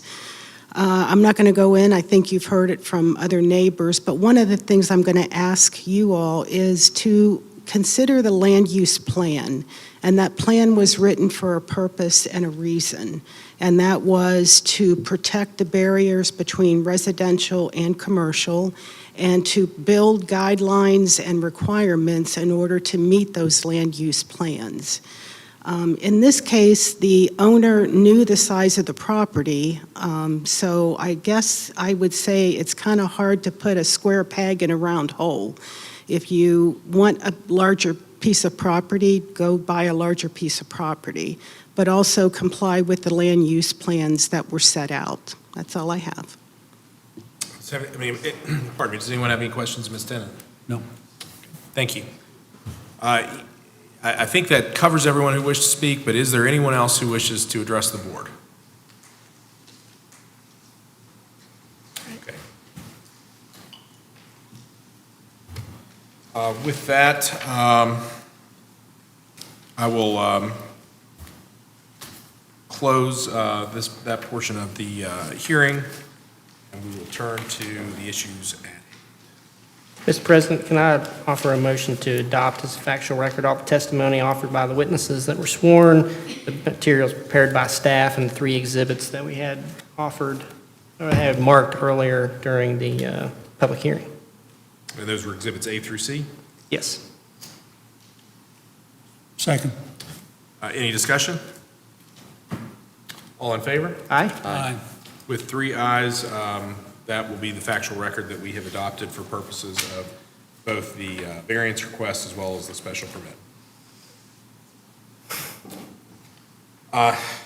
So we first need to take up the variance request. The factors which a number of the witnesses today have referenced are that the variance will not adversely affect the public health, safety, or welfare, or the rights of adjacent property owners or residents. The second criteria is the variance arises from special conditions or attributes which pertain to the property for which a variance is sought and which were not created by the person seeking the variance. The third criteria is the variance would eliminate an unnecessary hardship and permit a reasonable use of the land. And the final criteria is the variance will allow the intent of the zoning ordinance to be observed and substantial justice done.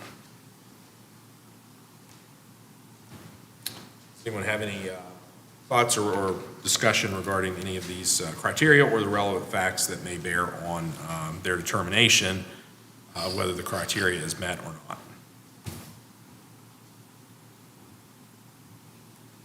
Yeah, we're going to have to mull these over. So let's start with the adjacent property owners. I don't think when we've got the letters from all the people who abut, we didn't have any letters from the one on the corner, right? Correct. We just don't know a position on that. Is that fair? That Melissa? is, in your record, we don't have I any. have offered you everything that I've received. Okay. So we have approvals from all the adjacent folks, immediately adjacent. And then we've got people who oppose who are up in Washington Circle.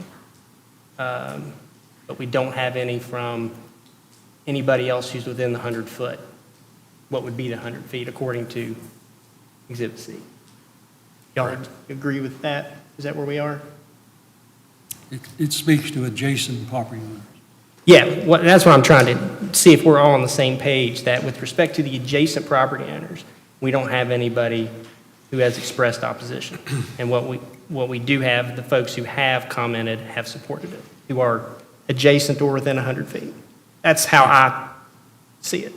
Yes. Correct. And the one that we don't have, I would note, there was an indication from someone who was in the room tonight that they were the owners of that, but they did not offer testimony. Right, that was Mr. Prim, yeah. So I just want to make sure we're all on the same page on that, on the fact part. I believe we are. Mr. Hodge, you good on that? Okay. All right. Okay, so I think that with the first one, my view, this is just one of us, is we've got support from all the adjacent folks. So we need to look at whether the requested variance would adversely affect public health, safety, or welfare in general. That's just how I see we need to look at the first from here.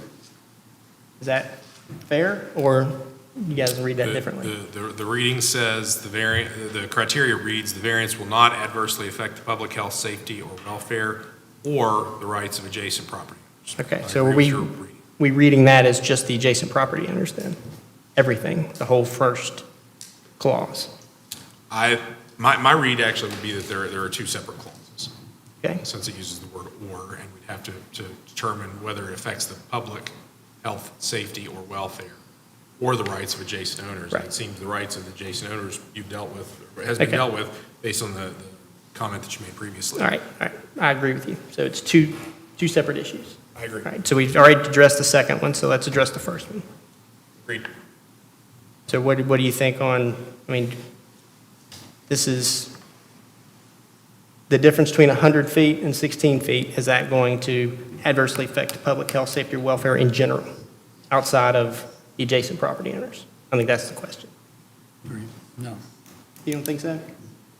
I don't think I agree. The answer should be yes. Okay. I'm checking yes on that. Okay, so you're checking yes on that, Tony? Variance? I'm checking no. Okay.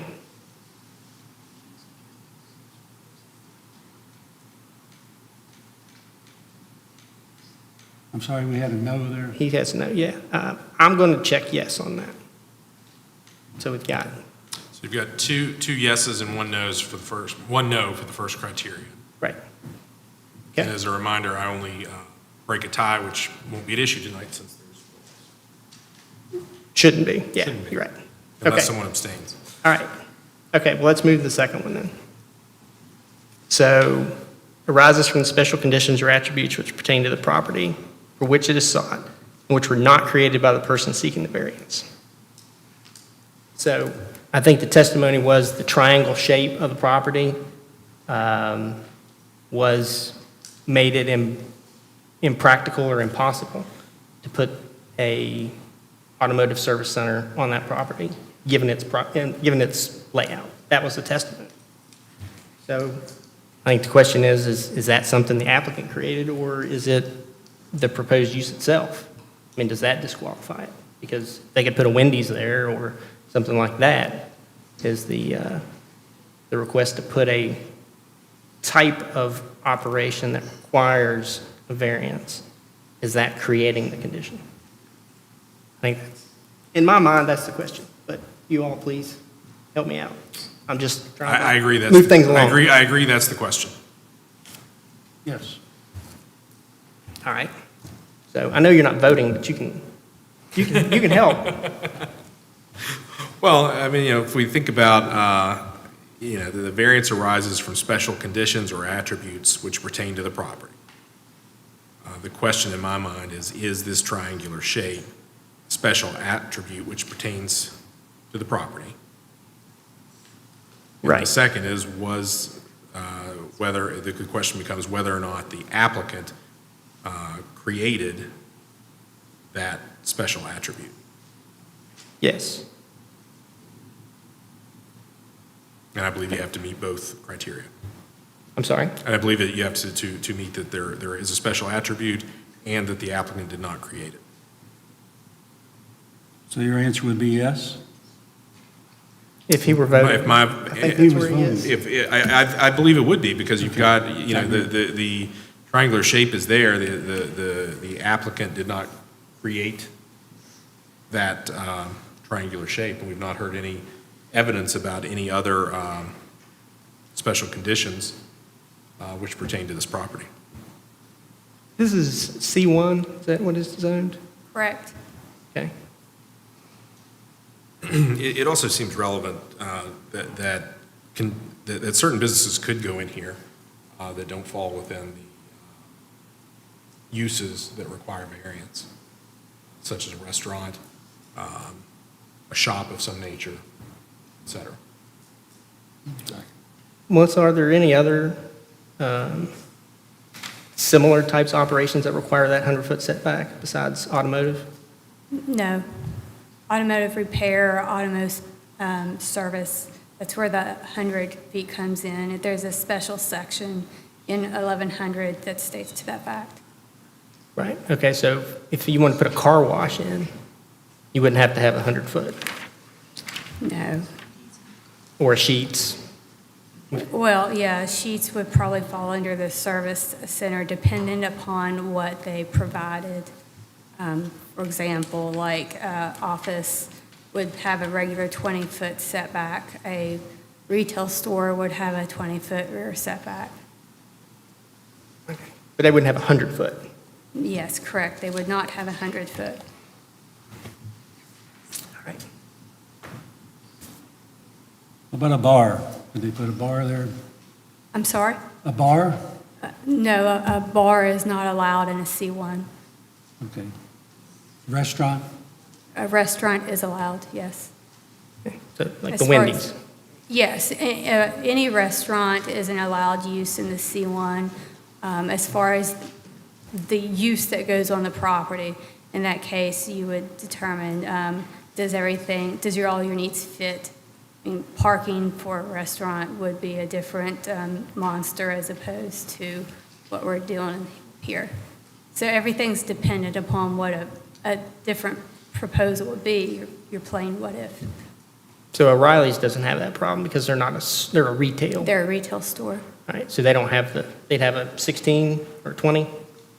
Rear setback, Yeah. 20. 20, all right. Okay. Tony, what are you thinking on 2? Well, I'm a no on Well, that's okay. I'd say yes on 2. Yes.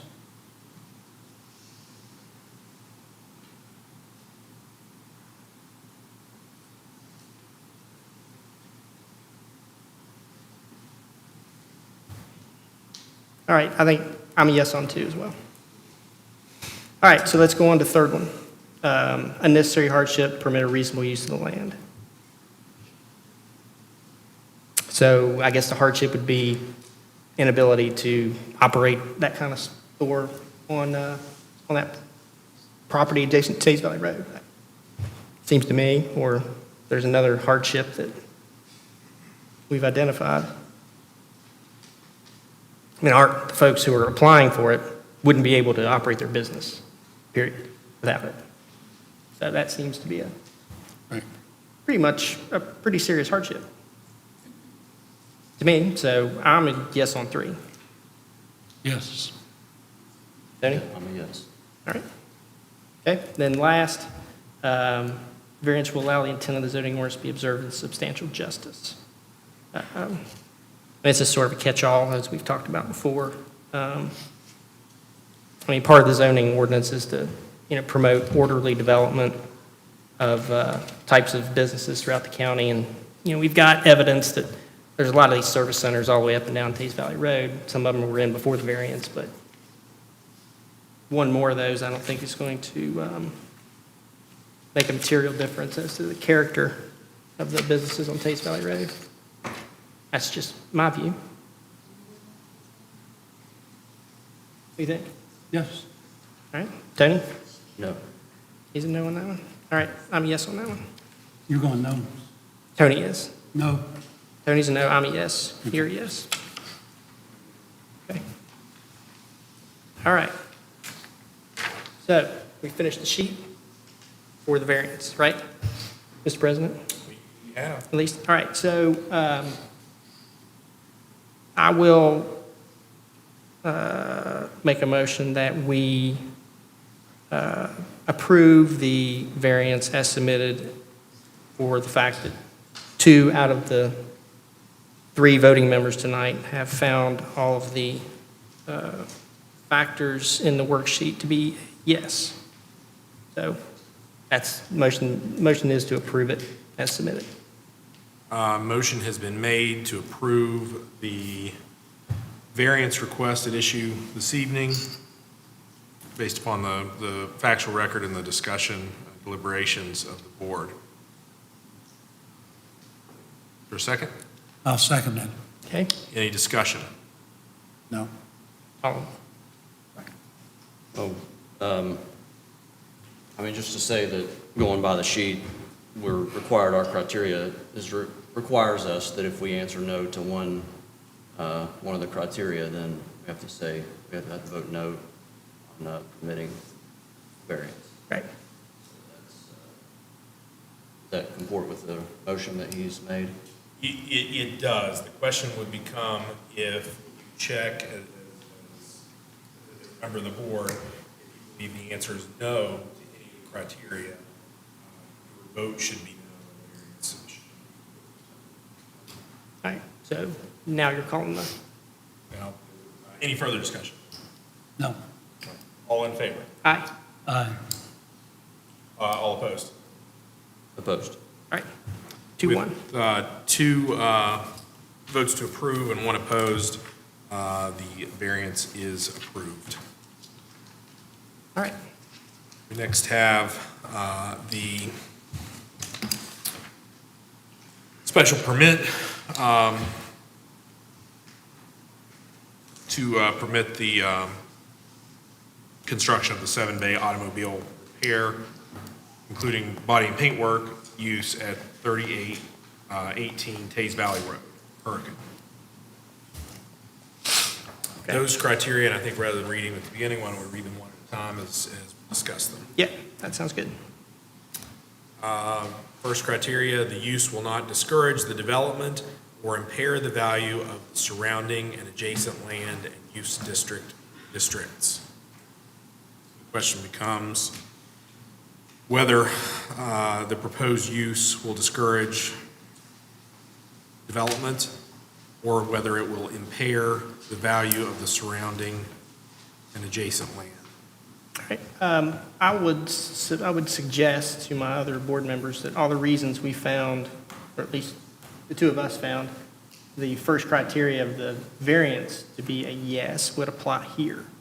And we've had some testimony about concern with property value going down, but I don't think we've had any evidence that that is likely to happen. So I don't think we've been presented with any evidence that this will discourage development or impair the value of the land, for the same reasons we talked about earlier.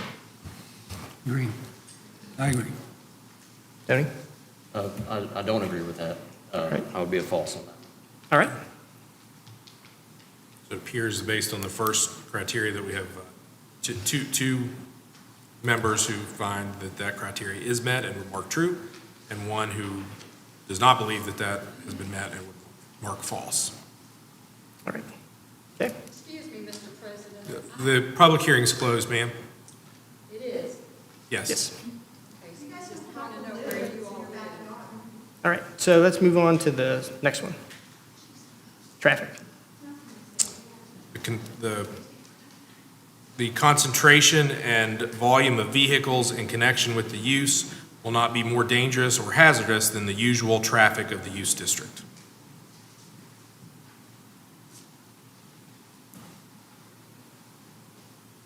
question becomes whether the proposed automobile repair shop will be more dangerous, hazardous than the usual traffic in this area, For traffic purposes. for traffic Right, purposes. so we had testimony, there could be any types of other businesses go in there, fast food, restaurants, whatever. This is auto repair. I would suggest that the volume of vehicles going in and out of a place like that is going to be less than another retail establishment. So I don't think authorizing that on this property would make it, the traffic more dangerous or hazardous than usual, which Tays Valley Road is a little hazardous itself, but it's not going to make a material difference. I agree. Tony? Yes, true. All right. Agree, folks, Mark, true. Okay, the third criteria, the proposed use will not produce a negative impact upon the abutting or surrounding properties and zoning uses given the characteristics, size, location, intensity, and nature of the proposed use and any structure. I would suggest the same reasons we found earlier about all the abutting property owners. At least the evidence suggests that they all were, or at least didn't oppose the project. And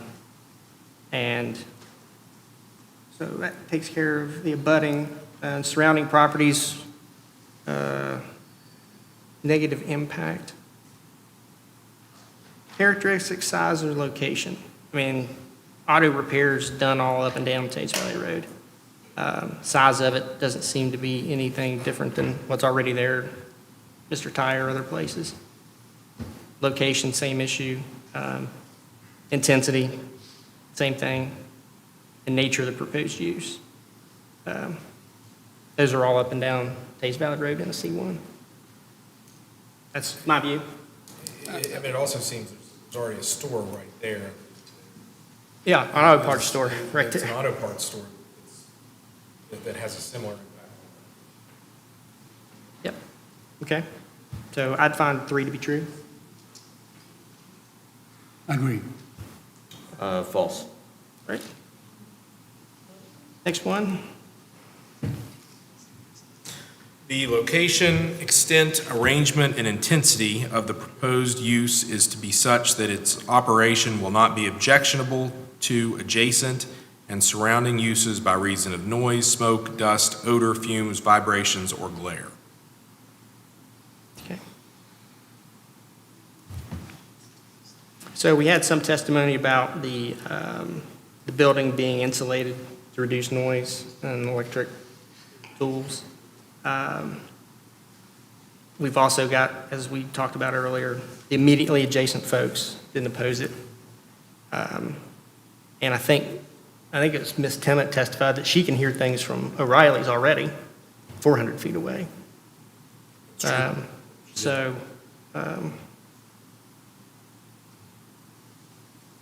Noise from Tays Valley Road and commercial activities there is something that's pretty common on Tays Valley Road. And we haven't, I don't think we've heard, I agree with that, but I also don't think we've heard any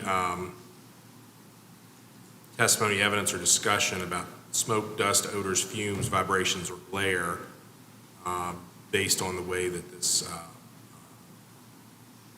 proposed use is proposed. Given that it's not, the plan is not to prevent body or paint work, which I think reduces any concern about smoke, dust, odors, fumes. Okay. Are you a yes on that one?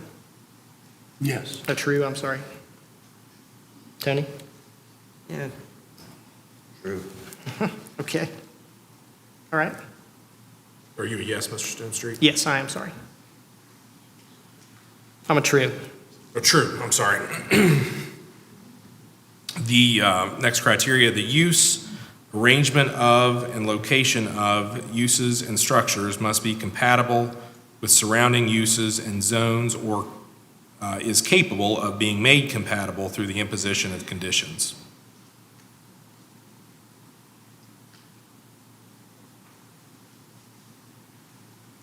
I think for all the reasons we already talked about, there's lots of that other activity already in the vicinity. And I don't think, there's no special conditions proposed, are there? That would be up for you all to determine. But there's not been any suggested or proposed as part of the application. Are you asking about a staff recommendation? Yeah, or from the applicant, either one. No, not that I'm aware. The only ones I have, I was gonna say, the only ones that I have noted as I was listening to the evidence was hours of operation and approval for drainage plans, and I think that could really be expanded to include any state, federal, or county regulation that needs to be met. They still have to get that. That's separate from this. They That's still true. have to That is true. qualify with stormwater, construction stormwater standards. That is true. I guess the other one would be the evidence before us that body and paint work are not. Right. I think we can limit, it seems reasonable to consider the testimony of people associated with the applicant that that's not the plan, and to limit that from the use. Okay? All right. Kelsey? True. All right, I'm a true on that one. Ms. Trudge? I'm true. Okay? All right.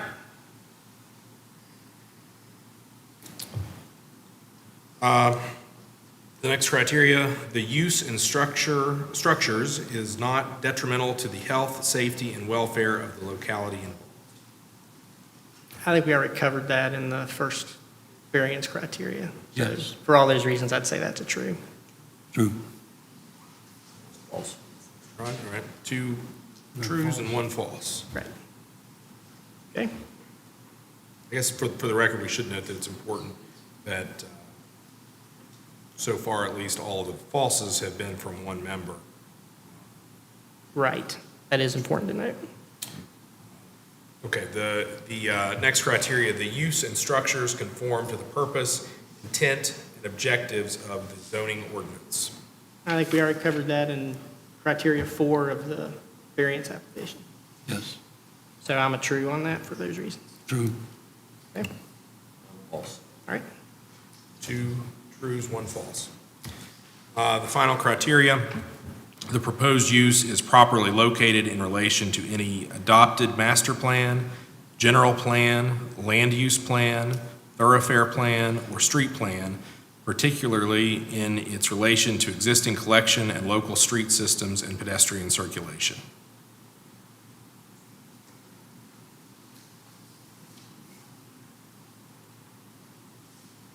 And it seemed, one thing I would note is that the property is currently zoned C1 suburban commercial. Right. And that is it's a permitted use in C1, albeit with the certain setbacks, which we've found appropriate to grant a variance toward. But for the need for the special permit for the use as an automobile repair use. Yes, right. And there's other automobile repair folks up and down Days Valley Road. All right, so true on that one? True. I'm a true on that one. True. All right. 3 trues for the final criteria. Any additional discussion from any members of the board? Anything else? I would just state, it's really, this is a tough one, but I think there could be worse businesses on that property that could be permitted without our approval. Does that make sense, what I'm saying? That's my thought on the whole thing. But it is tough. It's a tough decision. Agreed. Mr. Stone Street, any further discussion? No, I'm good. Mr. Hodge? My vote will speak. Does anyone wish to make a motion, given that there's no further discussion required? Yes, I will move that we grant the special permit for all the reasons that we discussed earlier, which Mr. Harding and I found to be true. Does your motion include the imposition of any conditions? No. Mine doesn't. No.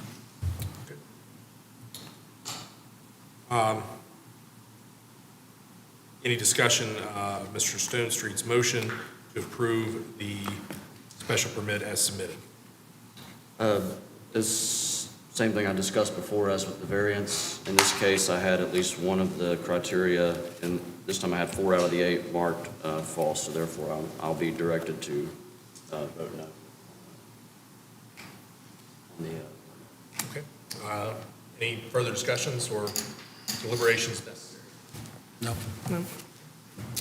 All in favor of approving the ECD Enterprises LLC special permit for the new construction for a 7-bay automobile repair, including paint and body work use at 3818 Tays Valley Road, Hurricane? I'll second the motion. Have a motion? Yeah. Motion's made, seconded. All in favor? Aye. Aye. All opposed? no. With 2 ayes and 1 no, the special permit is approved. I have before me 2 blank orders, one for the variance and one for the special use permit.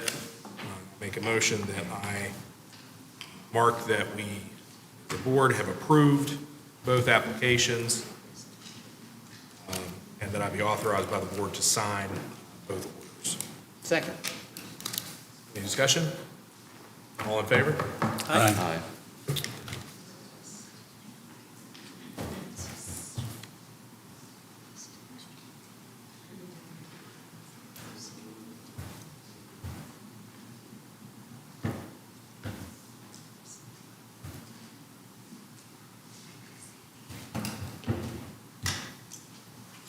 With that approval, I have marked both orders as approved and signed them. To Mr. Hodge as the secretary to take a look. Confirm they're in order. For purposes of the record, we have I'll mark. 3 exhibits, which we have marked with pen as to what they are, and Mr. Stone Street is going to fix the exhibit A, B, and C stickers. All right. Okay. The next agenda item is citizen concerns. Are there any citizen concerns? Yes, ma'am? Yes, please step forward. I don't believe for citizen concerns you need to be sworn in. I don't know. Probably not. My name is Lee Wolf, and I live in Hodges Place. And the Thistlewood Road really needs to be paved. It's terrible. It runs down past the assisted living, and it's only 1 lane. So if somebody's coming, you got to go clear over to the edge, and it's a drop-off. Or they have to go up to the hillside, the bank there.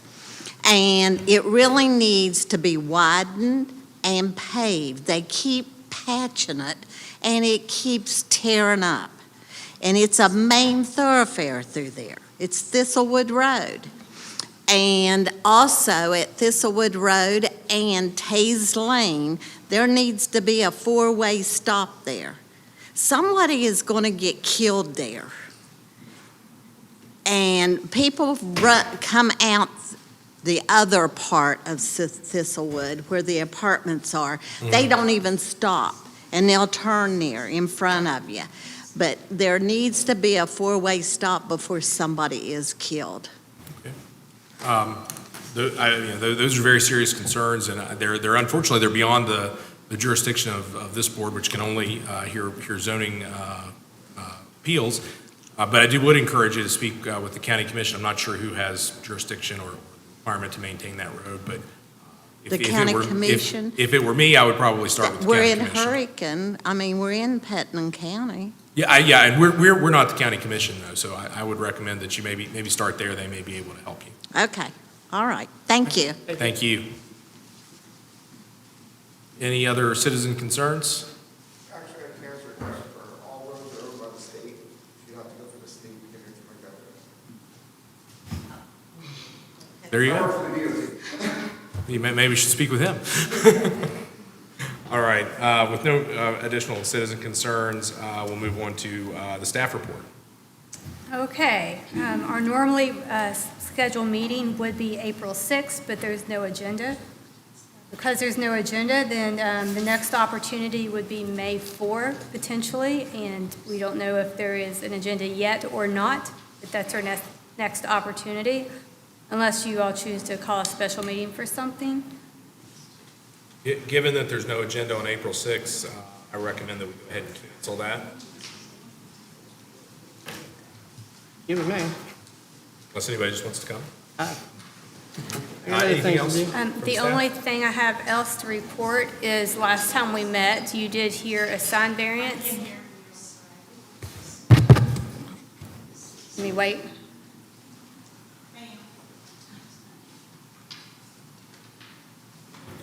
That's okay. Can you hear me now? Okay. The only other thing I have to report is last time we met, you heard a sign variance and it was denied.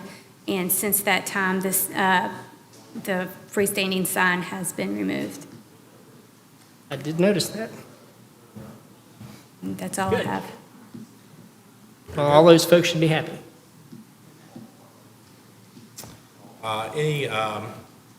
Anything else? No. Any unfinished business? I don't think so. Any new business? I move we adjourn. Second that. All in favor? Aye. Aye. 3 ayes, we're adjourned.